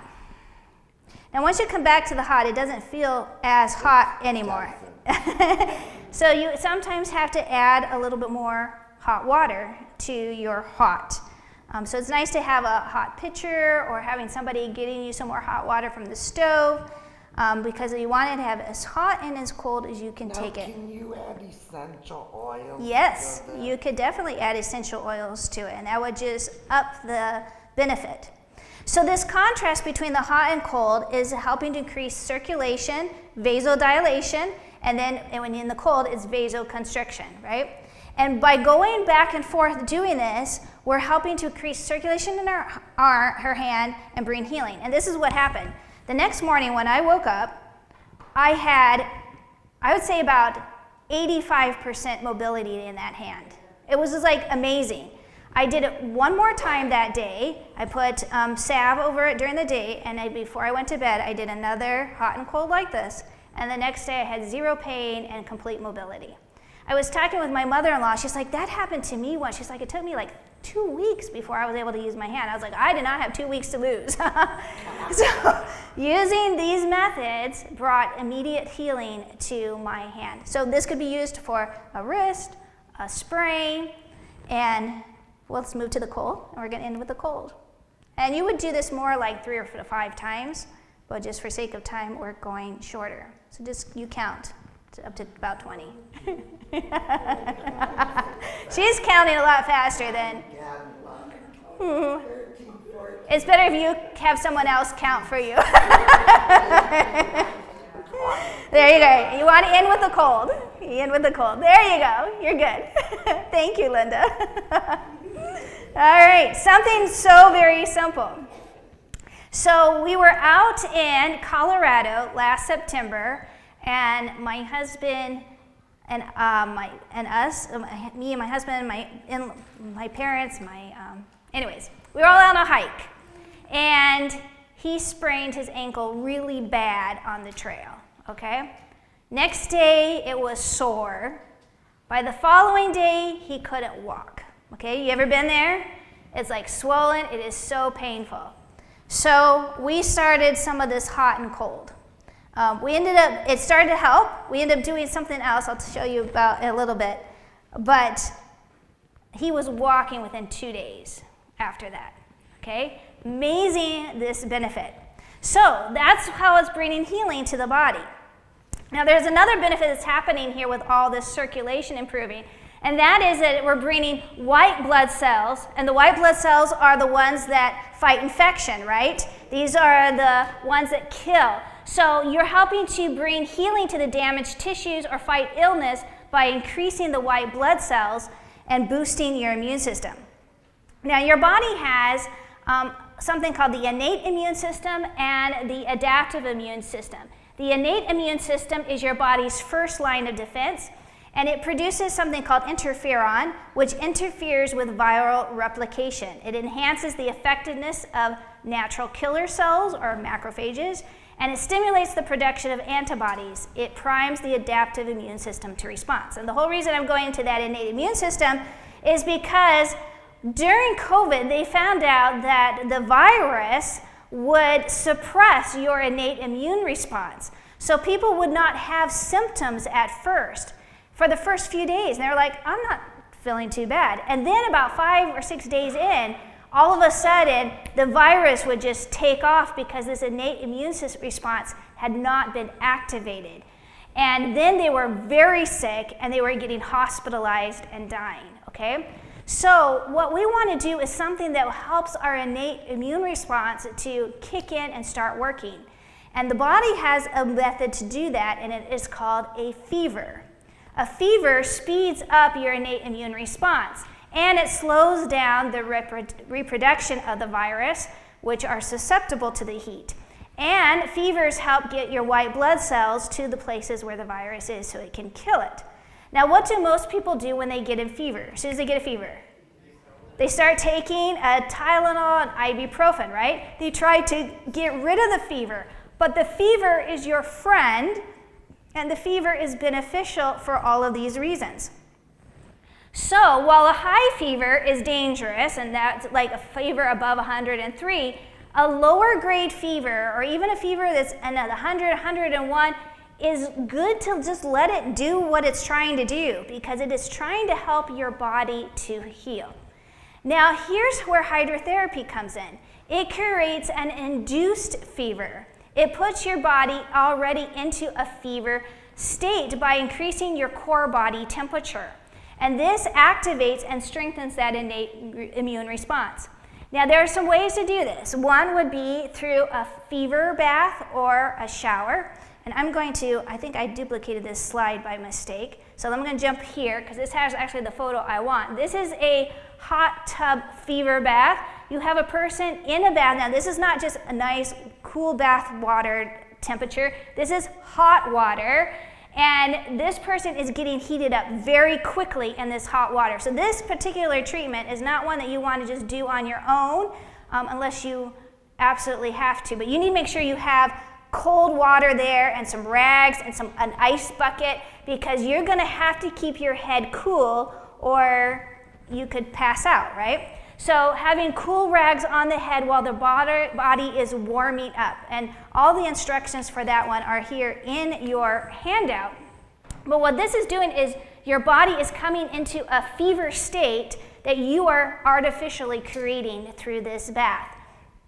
And what this does is it helps to kill the virus much faster, and you will feel so much better after this. Now, this treatment has to end with cold, because after the heat, you have to cool the body back down and close up all of those open blood vessels, okay?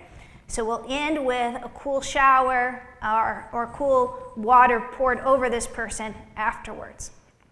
Now, other ways that hydrotherapy can induce a fever is through hot packs, like these fomentation treatments, where hot pads are put on, moist hot pads are placed on the body, or through a hot foot bath or a Russian steam bath. But you notice the person is wrapped up in blankets to keep them hot and warm as their body is warming up through the hot water. A steam bath is similar, it's just you're creating a tent with steam underneath that's warming a person. Now, maybe a more familiar form of this would be a sauna, right? And in the Scandinavian countries, saunas are very popular. In fact, almost every home has a sauna built into it. People do saunas every day. They sit in the hot and then they take a cool shower. Or some run out and jump in the snow or the frozen lake afterwards. You know, they have this way of doing this. And the benefits of this is it's increasing circulation, it's increasing hemoglobin or the white blood cell count and platelets, it's decreasing the C-reactive protein, which is your inflammation marker of systemic inflammation in the body, reduced incidence of common cold. And during the COVID situation, they found that the Nordic countries that used saunas regularly had far less COVID cases and far less severe cases and far fewer deaths than the rest of Europe. So there was definitely a correlation between the sauna treatments and the effectiveness in fighting the virus. Now, the reason we end with the cold is, as we said, we need to close up these blood vessels and trap the heat inside. And so that's what happens. And when you do this, you're going to feel really warm afterwards. Even when you end with the cold, your body feels warm because that core body temperature has been heated up and now has been trapped. And the other thing that happens is your white blood cell count goes up significantly. This was seen in this article or paper that was in the Journal of Applied Physiology. Immune changes in humans during cold exposure, effects of prior heating and exercise. So basically what they did with these patients was they put them in an exercise scenario where they got very hot and sweaty, and then afterwards they cooled them down with cold, and then they checked their natural killer cells and their lymphocytes and their monocytes. These are all white blood cells, and they found that this cold exposure after the hot exposure made their white blood cell count go way high. So if you feel like you're starting to come down sick, this is a great way to immediately boost your immune system to fight that illness that's trying to come on. Another way this could be easily done is you go to a hotel or something or maybe you have one at your house, a pool and a hot tub, and you go from the hot tub into the cool pool, right? And then back into the hot tub until you're like hot, then you go back into the cool pool. That's creating this same effect. We were talking about being out in Colorado where my husband sprained his ankle really badly. There's a lot of hot springs in the Durango area, so we were like, hydrotherapy, let's go. And they don't call it hydrotherapy, but that's basically it was. And this pool here was the very pool we sat in, and it was called Purgatory, because this one over here was like 120 some degrees, and the other one was 40 some, like in the low 40s. 41 to like 120 some. So you're sitting in the hot one and you are like dying of heat, And then you get in the cold one and you're dying of cold. And you're trying to count to 30 seconds and then you're back into the hot. And we did that back and forth for probably about half an hour. And after that, I felt like $1 million. I just felt awesome. But what was more amazing was Steve's ankle was like pain-free, and he walked the rest of that vacation with no pain at all after just one treatment of that hot and cold. So pretty amazing. Now let's talk about an easy way you can do this every day, and that is when you take your shower, okay? So this is also in your handout, but a hot and cold contrast shower. Now we all like to take a nice warm shower and then turn the water off. But here's how you make your shower therapeutic, boost your white blood cell count, and bring healing to your body. So after you turn the water up hotter so that you get hot, okay? Then turn it cool. Now the first time, I'm gonna suggest cool, not cold, because your body goes a little bit into shock, okay? So go cool, and then spin around, you know, make some sounds, sing some songs, whatever you have to do. Count to 30, then turn it back to the hot, okay? Now you're gonna get really hot again. After a couple more minutes, turn it back to the cold, this time a little bit colder, and you'll be able to take it. Your body is now a lot warmer. So now that cold does not feel so cold. And again, do your 20 to 30 seconds. Spin around, get all sides of you nice and cool, go back to the hot. Repeat that 3 to 5 times, and then end with the cold, and get out your shower and quickly, briskly dry off. You will be pink and rosy. You will feel good. If it's nighttime, go to bed right after that. Sleep, and you will, if you felt like you were coming down with a cold or something, you will not feel sick the next morning. You will just wake up feeling amazing. I have kept so many colds from coming on by just doing this one simple thing, okay? So do that hot and cold contrast shower.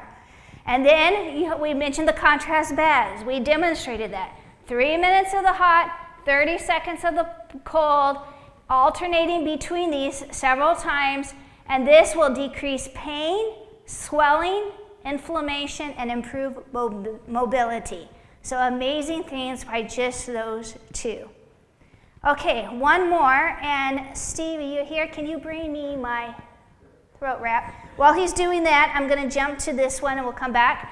Hot foot bath. Now this is not uncommon. A lot of people like a nice foot soak, but we're doing one that is more for therapeutic. And where you would use a hot foot bath is for relieving a headache. So think about this. Hot foot baths are good for congestion. If you have a headache, there is congestion up here, right? If you have a chest congestion, you have headache here. Oh, he's already ready. Okay, so let's do that. All right, I need a volunteer.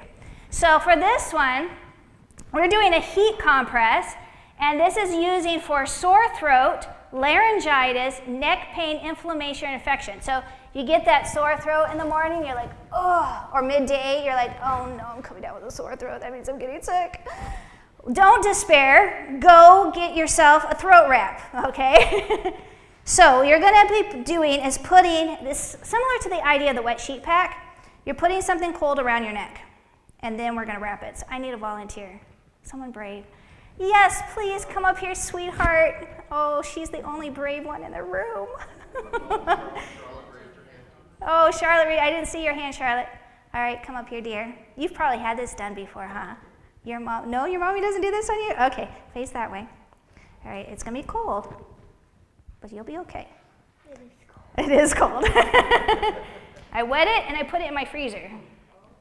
Okay, then we are going to put some plastic wrap. You could just use plastic wrap around here to keep this dampness out, because we don't want to get her clothes or anything wet.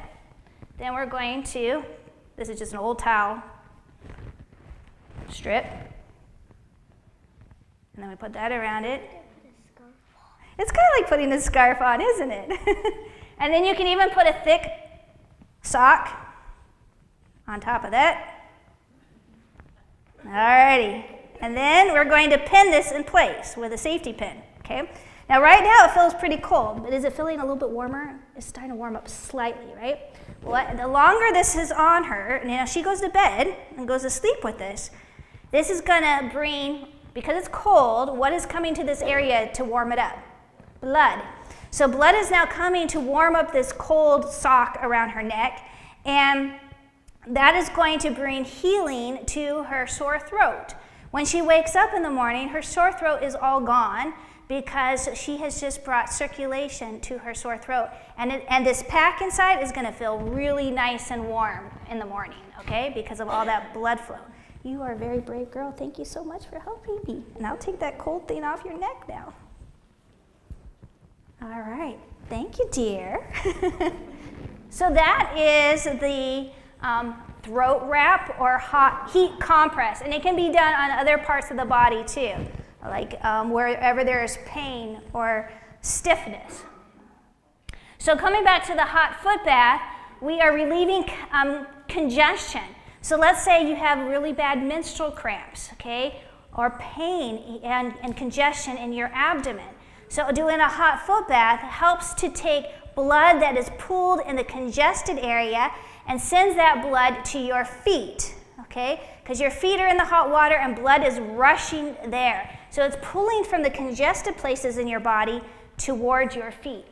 And then and this is not a contrast where you're going back and forth, you're only doing the hot for a period of about 20 to 30 minutes, keeping it hot. So it will start to cool down. So you'll need someone to keep bringing you hot water, or have a pitcher there you can keep adding hot water to it to keep it warm.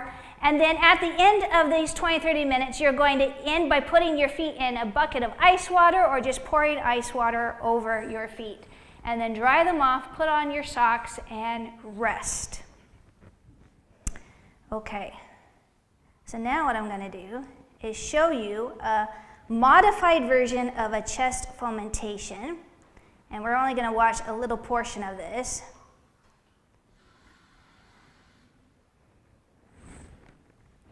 And this older gentleman is the one going through this treatment.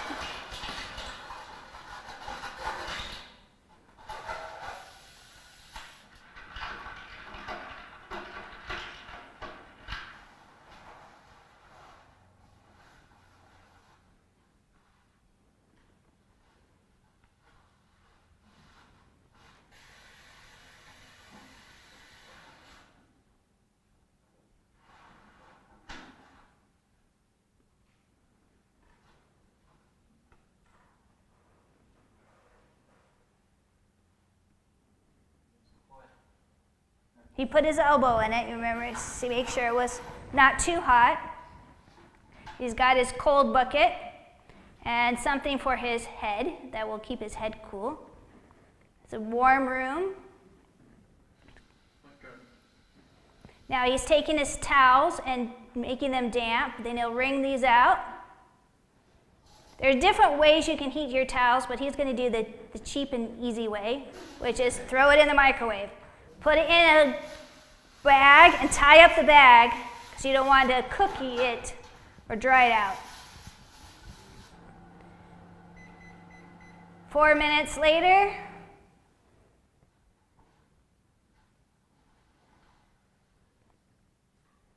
he's going to put his feet in the hot water. Wear some oven mitts. That towel's going to be pretty hot.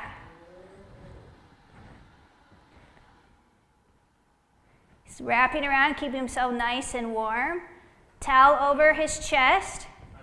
And now that hot pack is going to be placed. There was one that was put on his back. Now one's going to be placed on his chest. You want a towel in between so it's not burning your skin. And this nice moist heat is going to do so much for opening up all of that congestion in his lungs. Now he's sitting in a recliner, so he's kind of tilted back a little bit. You could do this on a bed. He looks pretty comfortable. And then the whole process is going to repeat about 5 to 7 minutes later. Okay? You take off the hot pack, and now is the cold friction rub. she's using something that's kind of like this, or you could just use any hand towel. Something in that cold water, rub down, quick 30 seconds, then another hot pack placed on. Close your eyes and relax. Close your eyes and relax. Now, as he's heating up, he may need something on his head, okay? So ask the patient, are you feeling a little hot? Do you need something on your forehead? And if so, he may need a cool rag placed over his head. And this is repeated 3-5 times. The whole treatment should take about 30-45 minutes. And then you're going to end with the cold at the end. Okay, there you go. He's gotten hot, so she's putting it on his head now. And now it's ending with the cold friction. At the very end of the treatment, she's wiping him down with the cool and then drying him off because you don't want any dampness. If you want to watch this video again, you can find it on a website or YouTube channel called Hydro for COVID, HYDRO, and the number 4, and then COVID. And there's several different videos there. Now, I have created my own class where I showed how to do this, and you can find that one at youtube.com at Staci Schefka, okay? And this was a class I did called Hydrotherapy for Respiratory Illnesses, and I actually did a full treatment demonstration of how to do this in connection with a hot foot bath. And also the presentation I have done here today is also in this video. So that is something you could go and look at and watch to see how the whole thing is done. So as we're wrapping up here, I just want to read to you a quotation from a book called The Ministry of Healing, page 236 and 237. And this was written back in 1905, which was at the time when hydrotherapy was at its peak. And it says, in health and in sickness, pure water is one of heaven's choicest blessings. Its proper use promotes health. The external application of water is one of the easiest and most satisfactory ways of regulating the circulation of the blood. A cold or a cool bath is an excellent tonic. Warm baths open the pores and aid in the elimination of impurities. Both warm and neutral baths soothe the nerves and equalize the circulation. Water treatments are not appreciated as they should be, and to apply them skillfully requires work that many are unwilling to perform, right? It's so much easier just to take an aspirin or go get some medicine from your doctor, and doing a treatment takes work that many people aren't willing to do.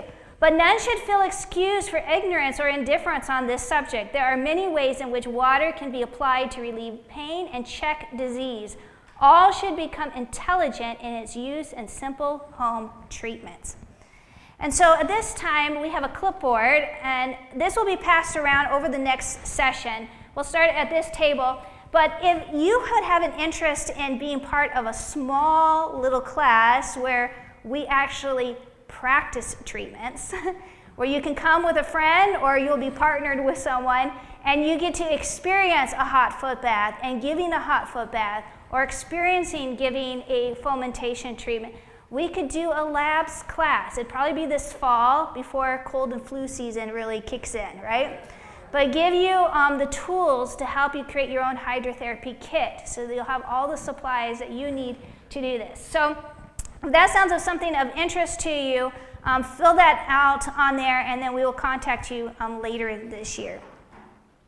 So hydrotherapy, it can be a blessing in our families, and it's a way to demonstrate the loving, healing ministry of Christ to others. I think I saw a hand back here. Yes, that was Ellen G. White, and she was Ellen G. White. She was a good friend of Dr. John Harvey Kellogg and lived there in Battle Creek. And it was a lot through her instructions that the sanitarium was run. So, yeah. All right, well, that concludes this session. Thank you so much for your attention.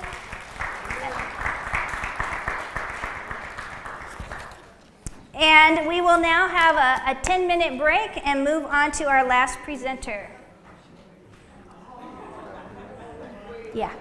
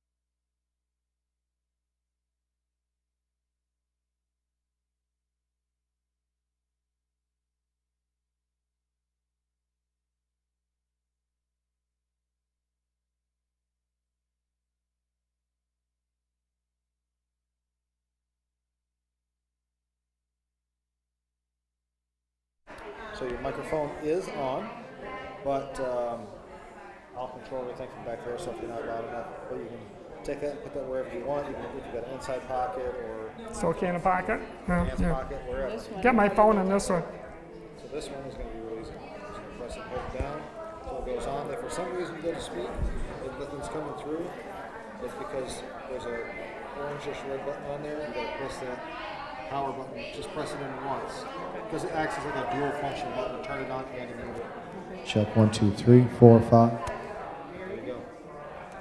So. Okay, let me. So mine. Can you hear that? Can you hear me? Okay. Well. Okay.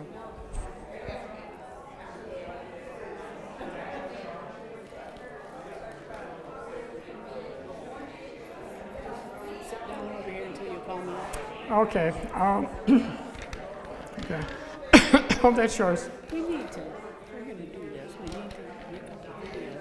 We can actually show you making those. And Yeah, and not have to do that. Yeah, that's a good idea. Say 1, 2, 3, 4, 1, 5. 2, 3. My voice is kind of weak in my old age. I'll turn it on. Okay.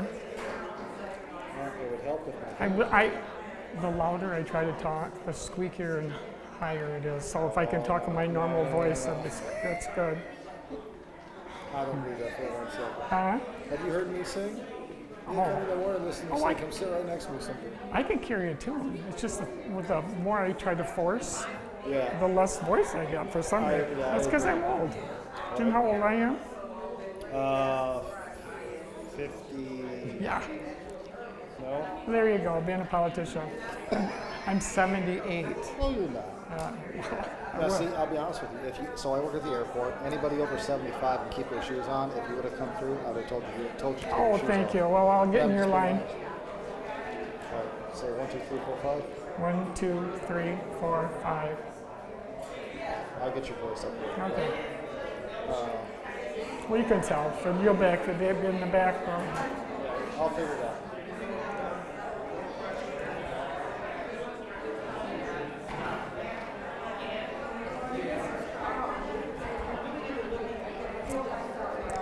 So what do you want to do? What do you want to do? I thought I'd ask you a couple questions about the Lifestyle Center. I'll ask you a couple questions about one thing is how sick were people at the Lifestyle Center? Because I remember that one person that had to go up the stairs, crawl up the stairs backwards, and about that guy. well, we got to keep it brief. I'm going to say that.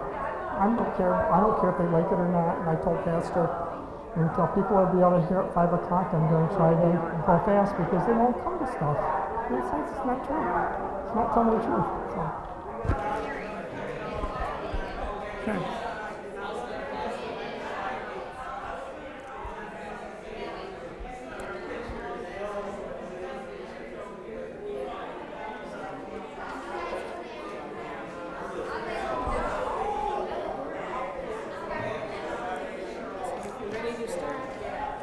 Are they? Has it been 10 minutes? Has it been 10 minutes?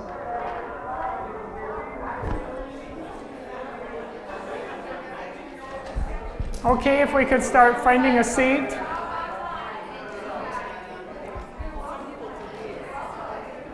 Is yours? Is yours?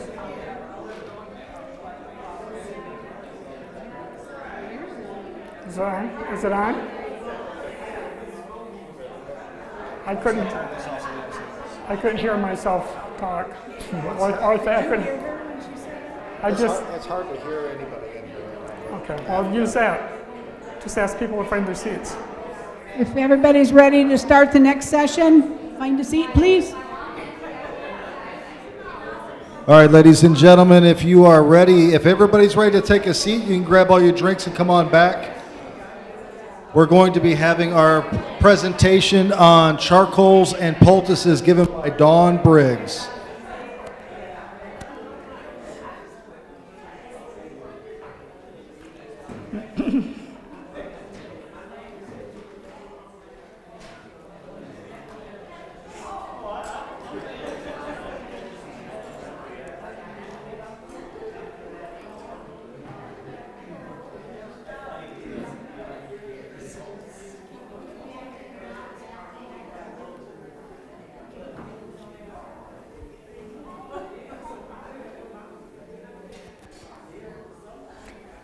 Okay, if everyone's ready. I'd just like to introduce myself. My name is Briggs. I've been interested in these natural therapies for maybe 30 years now. And actually I started learning right here probably over 25 years ago when we did a workshop. We called it a boot camp, very similar to what we're doing here. And we didn't learn charcoal therapy there, but we did hydrotherapy and lots of different other natural remedies. So over time, I've become more interested in reading more. I just want everybody to know I'm not a doctor. As I've said lots of times in different things that I've done, I'm just a vegetarian, I guess, so that's my claim to fame. And I like to read and study, and I've had a lot of experience using charcoal therapy that Staci just discussed, and charcoal therapy and some of the other things. So charcoal therapy, like hydrotherapy, has been around for a long time, maybe even centuries.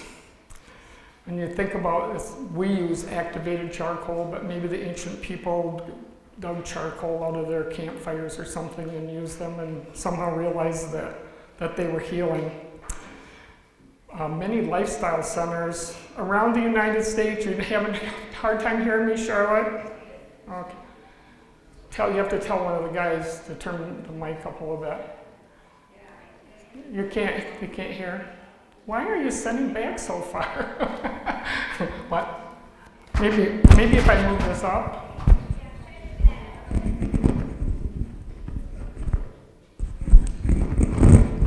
Okay. Is that better? How's that now? Can you hear me now? Can you hear me now? Oh, okay. Sorry. I think there's a commercial about that. Can you hear me now? Can you hear me now? So anyway, over time, people have used these natural remedies. A friend of mine showed me a book from a nursing school. It was like 1906 or something that told how to perform hydrotherapy on patients. But, however, just like a lot of other good things, as modern medicine advanced and people wanted a quick fix, they want to take a pill or have a surgery for almost every ailment, some of these things just died. And you're going to have this in your notes when you get them. In fact, we're going to pass out my notes. I had so many people ask, I just ended up typing my notes and people can use them. So some people that kept us alive would be the Uchee Pines Lifestyle Center down in the southern United States, the Thrashes. And they used it, they were both medical doctors. They used it very successfully along with several other different types of different hydrotherapies basically. So they kept them alive for us. So, and back in past times, some of the diseases we didn't even hear about. I mean, when we were growing up, we didn't hear about Alzheimer's, or hardly anybody had type 2 diabetes, but all these lifestyle these lifestyle diseases didn't really exist. Okay, I'm trying to talk louder. But you know what? Praise the Lord, because now with all of the side effects that medications are having, people are starting to look back at these old, tried and true natural remedies. I do want to say, having said that, it's not that we totally don't believe in modern medicine. Because if you have trauma, if you have a broken leg or maybe a burst appendix or something, you're not going to use these natural remedies. You're going to need a doctor or a medical facility for that. Okay, everything's passed out now. Before we get into the indications, one of the most powerful things that I believe is necessary when we're doing these natural remedies is pray. You know, we need to ask for the great physician to bless the work that we do. And I understand we've already had prayer, but I want to mention that I'm getting really feedback now. So as you can see there, we'll look at some of the indications, things that where charcoal can help with it to reduce inflammation, insect bites, and when we get into the treatments, I'll tell some of the experiences I've had with that. Mastitis, cellulitis, and it tells what that is, phlebitis, pharyngitis, pharyngitis, and hepatitis, gastritis, colitis, peptic ulcers. And the way that charcoal absorbs, I don't know how many people really know anything about it, but each little piece of charcoal, it has lots of raises and valleys and stuff, so it can add, it says absorb in the books, but I think a better thing is adsorb, like an adhesive. When it comes in contact with things, they will stick to it. They'll get in those little valleys and stuff, and charcoal actually hold those things for a long time until your body is able to release them. And I guess an example of that would be when you go to emergency for an overdose, and in the tube the stomach tube, they put charcoal down there. And so the charcoal, when it gets in the stomach, it grabs up all the toxins and the poisons and holds onto them until it can be pulled out with the tube. So, I mean, that's one of the ways I think that it adsorbs. So I kind of got ahead of myself. So chemical or accidental poisoning, and that's where the ER tube would come in. In infections, charcoal can be used internally and externally, and for certain types of skin problems, eye infections, eczema, poison ivy, staph infections, infected cuts or lacerations, and even herpes simplex. I want to say here, and this isn't in the notes, you need to be careful using charcoal. It will stain. I ruined a couple of white blouses and a nightgown, but it will not come out. So you need to be very careful, or use it before you get dressed would be another good way. And it will tattoo. You would not put this in a big open sore because it could tattoo. I've never had any problems with it on insect bites or anything like that. I've never had any tattooing issues, but those are just a couple of cautions.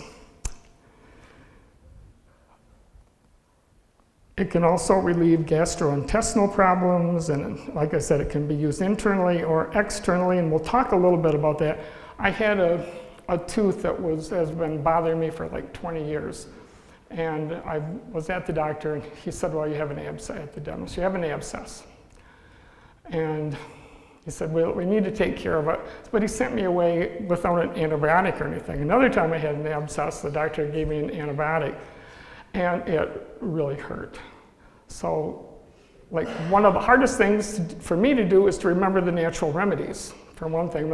For some reason, maybe the Lord impressed me to use charcoal in a tea bag. So I dumped the tea out and put charcoal in that, and we're going to show you how you can use that, and charcoal with a binder, and put that in, and I put the tea bag, I rolled it up and I put it down in the bottom of my mouth, and by morning it had pulled out the abscess.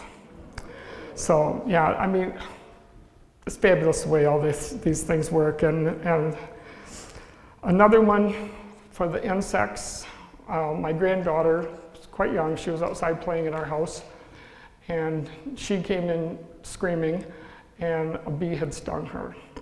And I didn't have anything made up, and I really didn't have time to make because she was screaming.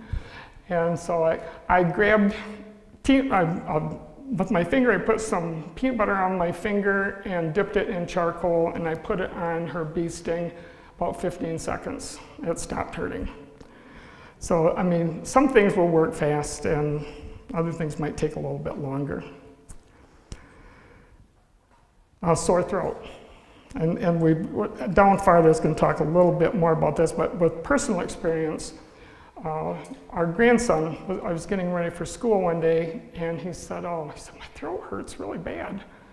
He didn't want to go to school. And so I said, well, let me try a remedy for you. So I put a rounded, big, as much as I could fit on a teaspoon, even rounded, in grape juice.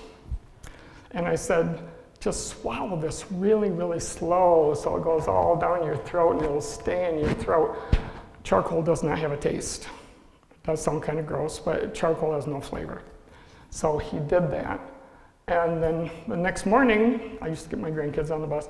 Next morning when I went over to get them ready for the bus, I said, oh, you're ready for the bus? You didn't have to come home from school or anything yesterday? And he said, no. He said, by lunchtime, my throat didn't hurt anymore.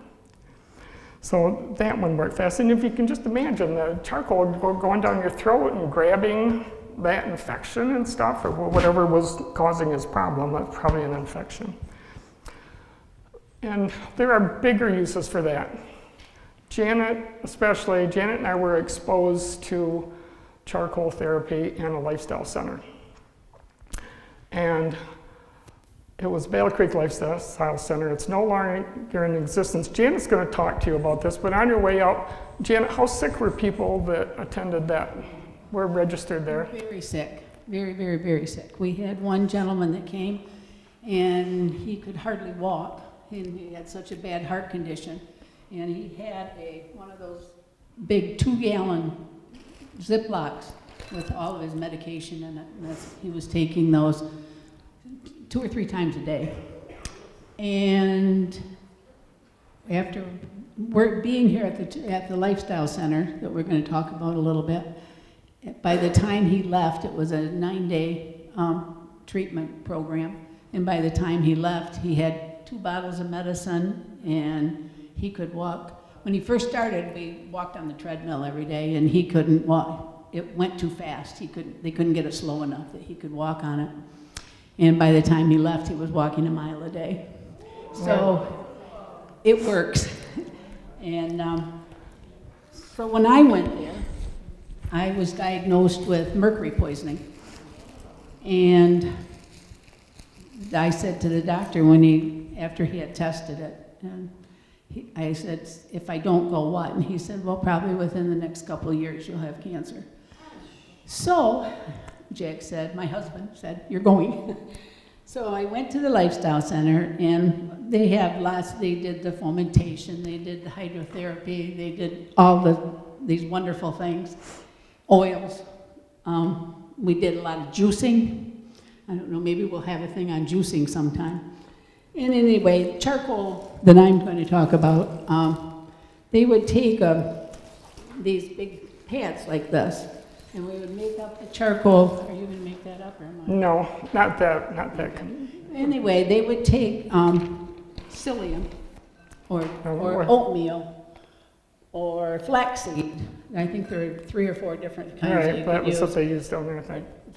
And yeah, I think they used the flaxseed, and they would put it in the Vitamix and round it up. And then they would mix that with a little water and the charcoal. When it was at the right consistency, they would just take these. If you cut them, I cut one here. And anyway, it'll peel up, so you want the layer between your skin and the charcoal, because otherwise, like Dawn said, it'll stain. And then they would put those around our stomach, and they'd hook them on with saran wrap, and then tape, yeah, whatever you could get to hold them on. And we would go to bed with those on, and you'd sleep with them up to 8 hours. After 8 hours, they started taking the toxins back out of the pad and putting them back into your system. So they said, don't leave them on any longer than 8 hours. And they just sucked all the mercury right out of my body. And by the time I left, I had 0 mercury.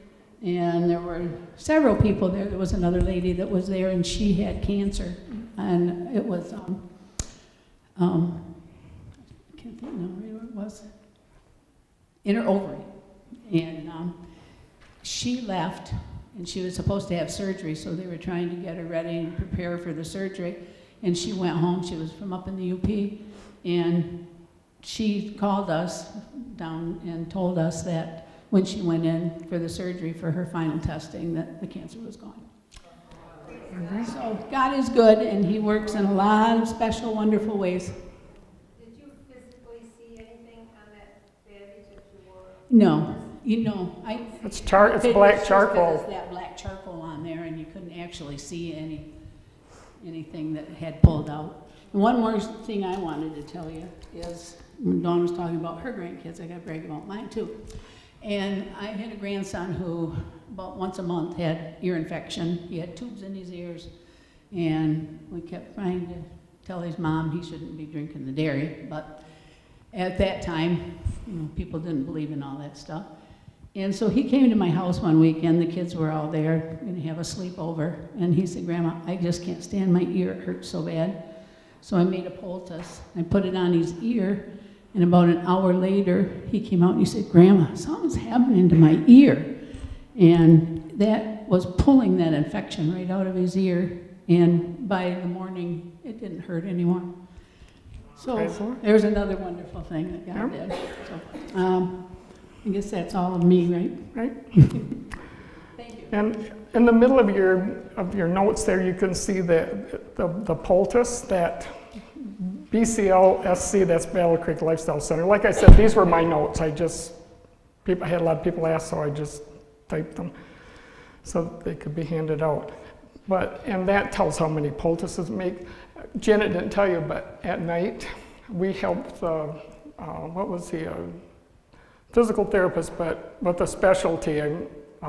Anyway, we helped him make poultices at night for everybody. We'd grind. I didn't bring flaxseed and a blender. I think some of that stuff's pretty self-explanatory. You don't need to hear that thing going. But yeah, we'd grind up the flaxseed, and then we'd mix it with the charcoal and the water and tear those sheets back. And we used great big huge spatulas to slap it on like frosting. But so you can reduce that recipe for your own use. It's not a bad idea to keep some in your refrigerator, and it will last. If you use flaxseed, I like psyllium husk. I was introduced to psyllium husk for the poultices, and I like it far better. For one thing, you don't have to grind it. But you can keep a little container in your refrigerator. Just like I said for my granddaughter with her bee sting, I wish I would have had that. I would have had a lot easier time raising children if I'd known about charcoal therapy, I believe. So, yes. Question for you.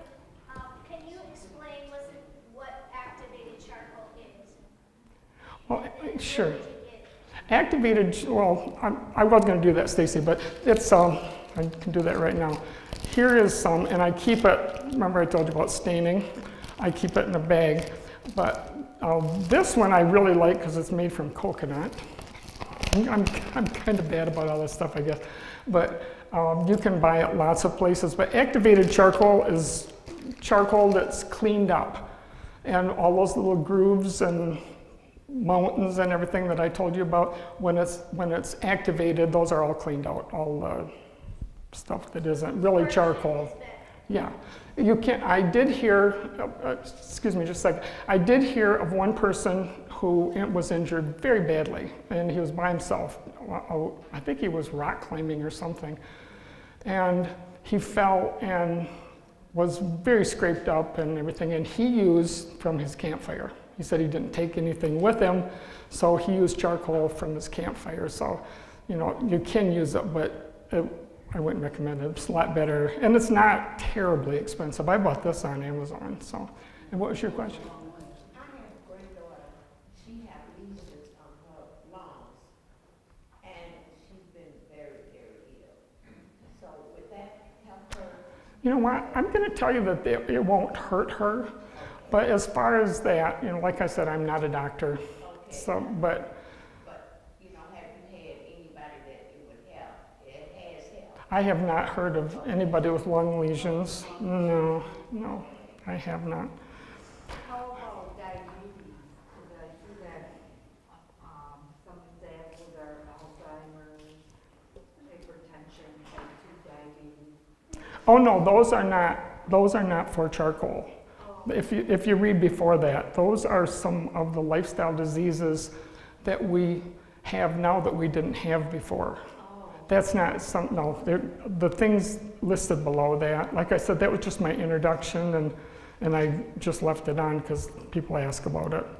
And to remember the thrashes, they're both passed away now, but they were just really good too. So let's see where we were here.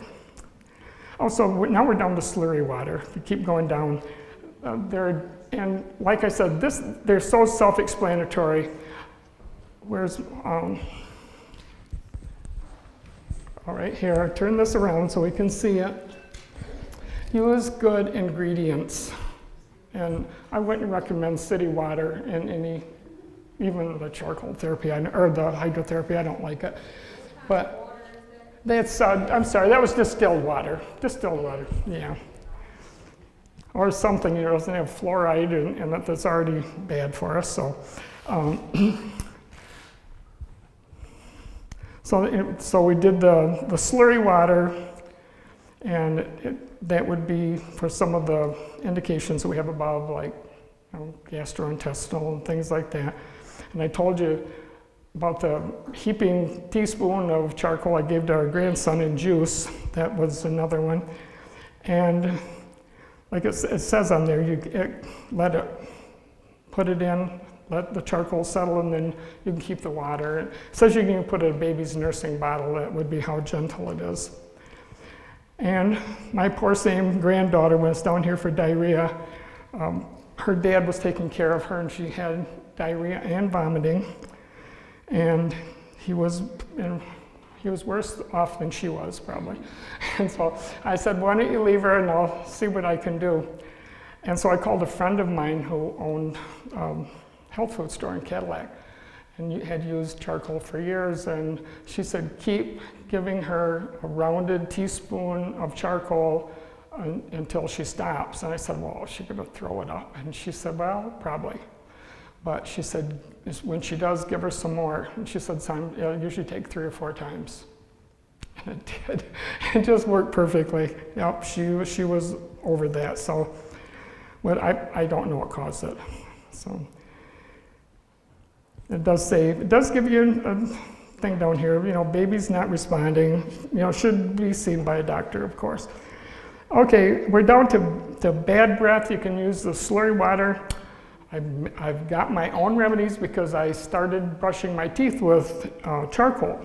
I heard about it and how great it was, and I thought, well, I'll start doing that. It's a natural whitener. So I started that, and it's just so hard to handle. So I thought, oh, I'll put a little coconut oil in it. So we're going to make up some of this, and you guys can have some samples. So for the toothpaste, it's going to be, I added baking soda about a year ago to my recipe. Baking soda, coconut oil, and charcoal. Do you want to start making that? I do equal parts of the charcoal and the baking soda. Baking soda is a natural whitener. It's in lots of toothpaste, so I didn't think, well, that won't hurt me.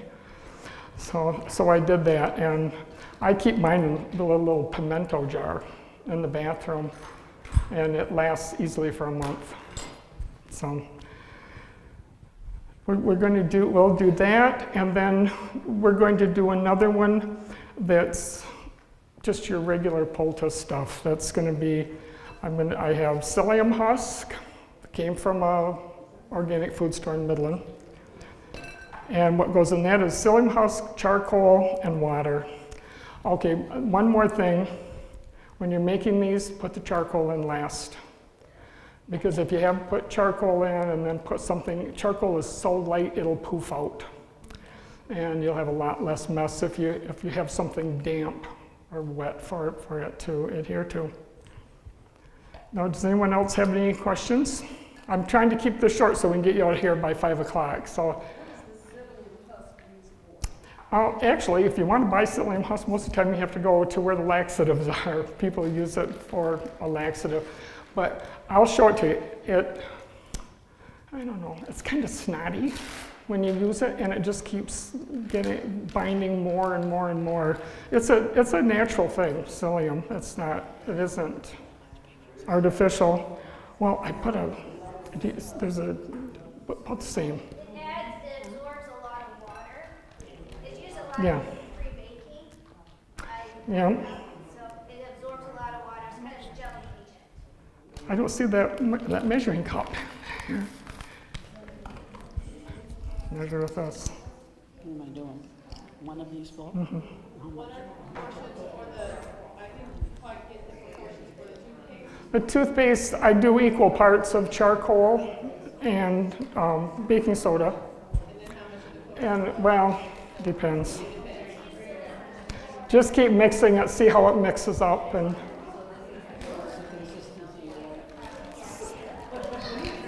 so, doesn't matter. It doesn't matter. I don't know where our measuring cup went.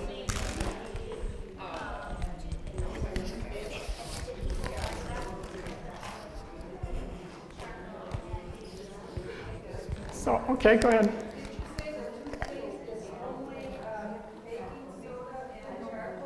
And coconut oil.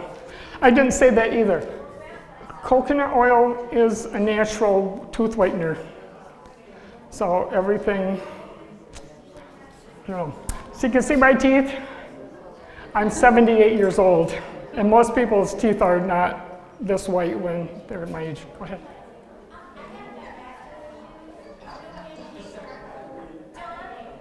Somebody saw. That reminds me, another thing you want to remember. We have somebody asking. Ever try to take charcoal clean without something. Yeah. Yes, go ahead. Go ahead.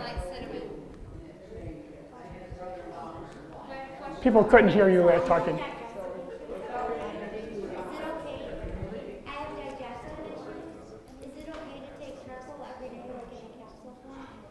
I don't know. Like I said, I'm not a doctor. Are you taking it in capsule form?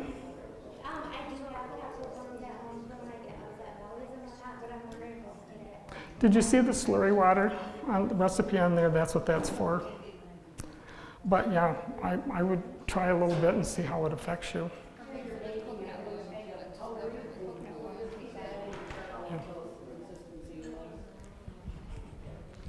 So how much of that coconut oil did you put? We didn't measure. I'm going to say probably about a cup and a half. You'll find that you probably are going to have to add more coconut oil. Coconut in here. See, already. Yeah, I don't want to. Here, take it off the spoon. Here.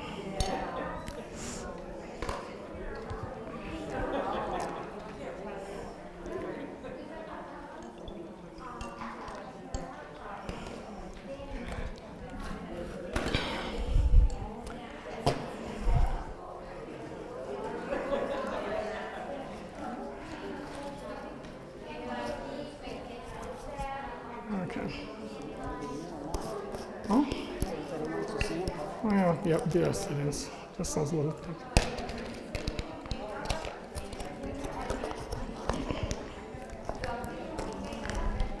You know what psyllium husks look like? Do you know what psyllium husks look like? Yeah. Oh, yeah. All right. Okay. I'll show you the psyllium husk before I'm talking too loud. This is what psyllium, I just wanted you to see what it looks like. Yeah. Looks like flour, ground up stuff. Let me see. Oh, this is organic. Let's see. It looks like ground up flaxseed. Yeah, it does kind of. And it's good. It serves the same purpose. Yeah, it's a binder. It's a binder for the charcoal. Oh.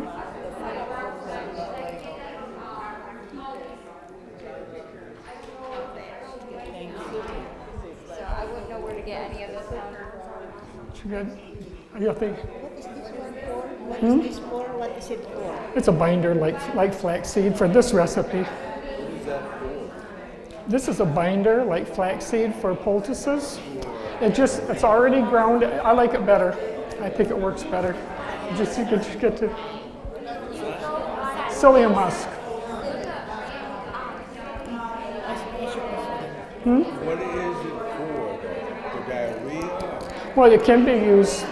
Well, no, this is be more for constipation, I think. Oh, constipation. Yeah, it's in the with the laxatives is where you have to find it in some places. So. Do you ladies? I have some. Oh, okay.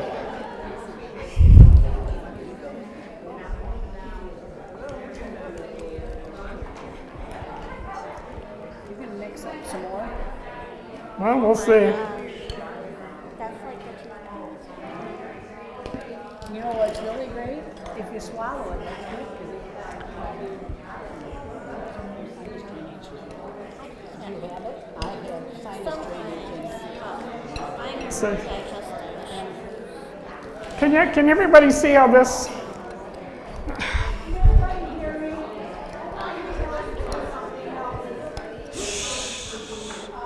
Look at how what it's doing already.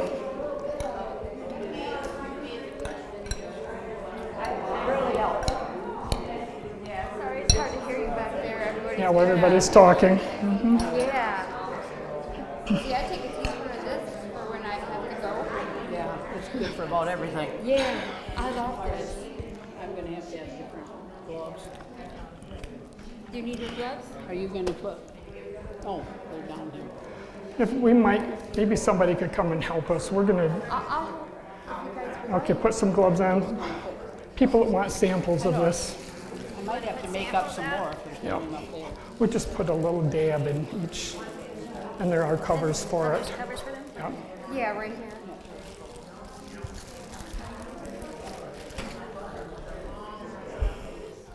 Yeah, I need another glove. Here you go, dear. I was trying to make it so.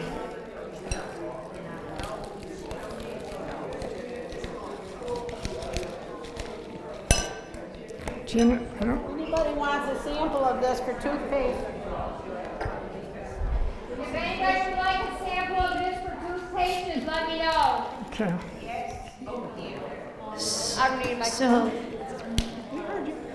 just a little question that was asked about the psyllium or the flaxseed. I don't know if you can see what she's got up here. I'm just going to tip it up so they can see. You see how thick this is? And that's because of the baking soda and the coconut oil. But what she's doing over here is very similar, using the flax, you're using psyllium husk there. The psyllium husk or the flaxseed acts as a binder that helps to hold the charcoal and everything together and create kind of like a moist paste, okay? And that makes it easier to use and to spread and less messy because the powder on its own, the charcoal powder on its own is very light and fluffy and it blows everywhere and it's like dust, you know? So adding it to that binder keeps it contained and makes it easier to use and to apply, okay? So that's why you're using the flaxseed or the psyllium to hold it together. Now, she's adding more water because psyllium absorbs a lot of water and she's wanting this to be a good consistency. There you go. You can kind of see what she's mixing up there. A good consistency You can see the water. to make it spreadable. See the water lying on the sides? That'll be soaked up here very briefly. Yeah, the psyllium will absorb a ton of water. Yes. I'm making these up. How many do who wants one? That's correct. All right. Yeah, you can use interchange. Would you put some gloves? Would you put some gloves on? Now, just a warning, when you here's go one, just use on this this one. toothpaste at home, you know, be careful who you smile at afterwards. They're going to say, what is wrong with you? What's wrong with your teeth? You're going to look a little scary. But you have to wash it out, rinse it out really good. But you're gonna have a black mouth. Another thing that's good about that, remember when you go to the dentist and they give you that red stuff and it shows where you're not working well? That's what this does. The charcoal does the same thing. So Janet's making these up. She just wanted a quick count. Raise your hand if you wanted 6, 7, 8, 9, 10, 11, 12, 13, 14, 15, 16, 17, 18, So about 20 people, maybe 25. I want to say one more thing about the charcoal and using it as a toothpaste. I had forgotten about that. Janet started using it, and her son, I don't know if a lot of you know Tommy, goes to U of M for his dental treatment. He has Down syndrome. And so Janet went there, I don't know, get her teeth cleaned or something, and they asked her how she had no plaque. And the dentists, they're dental students, obviously, and asked, and their supervisor came in, they couldn't understand, why she didn't have any plaque from when she had been to the dentist the last time. And they ended up telling her, whatever you're doing, you keep it up. But she said that she brushed until she didn't have the plaque anymore in her mouth. So, yeah. No, I just use a regular one. Yeah,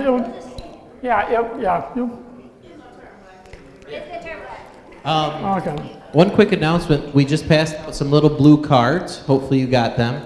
That is a link to our YouTube channel. This was recorded and live streamed, so you can go to that YouTube channel. If you're not good with scanning those little codes, just put your camera from your phone on it. It'll turn yellow. You just click the yellow link and it'll take you there. If you can't find it, you can also just go onto YouTube and type in our church name, Saginaw SDA Church, and that'll pull up.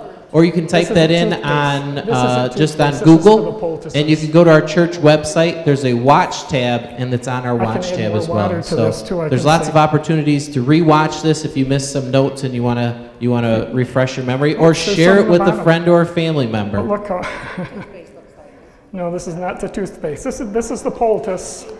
This one is just psyllium husk and water and charcoal. No, well, this is for a poultice, yes. What is that, poultice? Yes, it's going to be in a poultice. Where you would put this in, well, I've used tea bags, bandages, whatever you put it on the affected area, as long as it isn't a big open laceration. All right, at this time, we're going to wrap up with a closing word, a closing prayer. I'm going to have Pastor Steve come up here and have that for us. And then, yeah, if you're getting a sample, you can grab that before you leave. We're really glad you came today, and I hope that you enjoyed all this. I know it was a lot of information, but I think it was a really fun time, and we're really glad you're here. So Pastor is going to have a couple words. To pull. All right. Were you blessed by this today, friends? Amen. I'll tell you one thing. Yeah.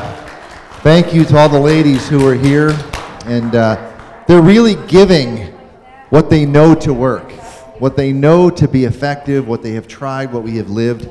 Like some of these things that really, during COVID, these things saved my life, the hydrotherapy. Charcoal has been so effective in so many different ways for us. And some of the salves my wife's make, there's so many things out there. And I don't know if anybody mentioned this today, but if you get poison ivy, it's amazing how where poison ivy grows, the antidote to poison ivy grows right next to it. It's called jewelweed.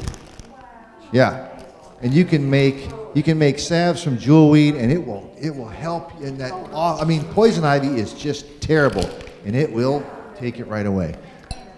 Plantain. There's other things that will work, but these things are effective, and we want people to be well. And so many people, they go to their doctor, they get a bunch of pills, and they don't feel any better. And we know the Lord's given us some stuff that'll work. Amen? Praise to Jesus for all this. I thank you to all the ladies, but really we want to thank the great physician. Amen? Okay. Well, I hope you enjoyed it. Please try some of these things at home. Use them, work with them, and you will continue to be blessed by them. So let's have a closing word of prayer, and then we'll close. Our Heavenly Father, thank you so much for this time, this afternoon, this day of rest you've given us. And thank you for sharing us real medicine, real solutions that we can rely on. And it's so much fun to not be afraid of things anymore because you've already considered the solution before it's even happened to us. In Jesus' name, we ask for safe travels on the way home. Bring us back another day. In Jesus' name. Amen. Good night, folks. I'm going to make up some of these for a poultice if somebody wants to keep it in the refrigerator.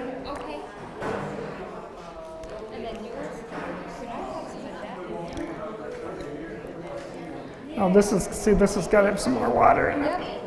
little ones are the toothpaste and the bigger ones are.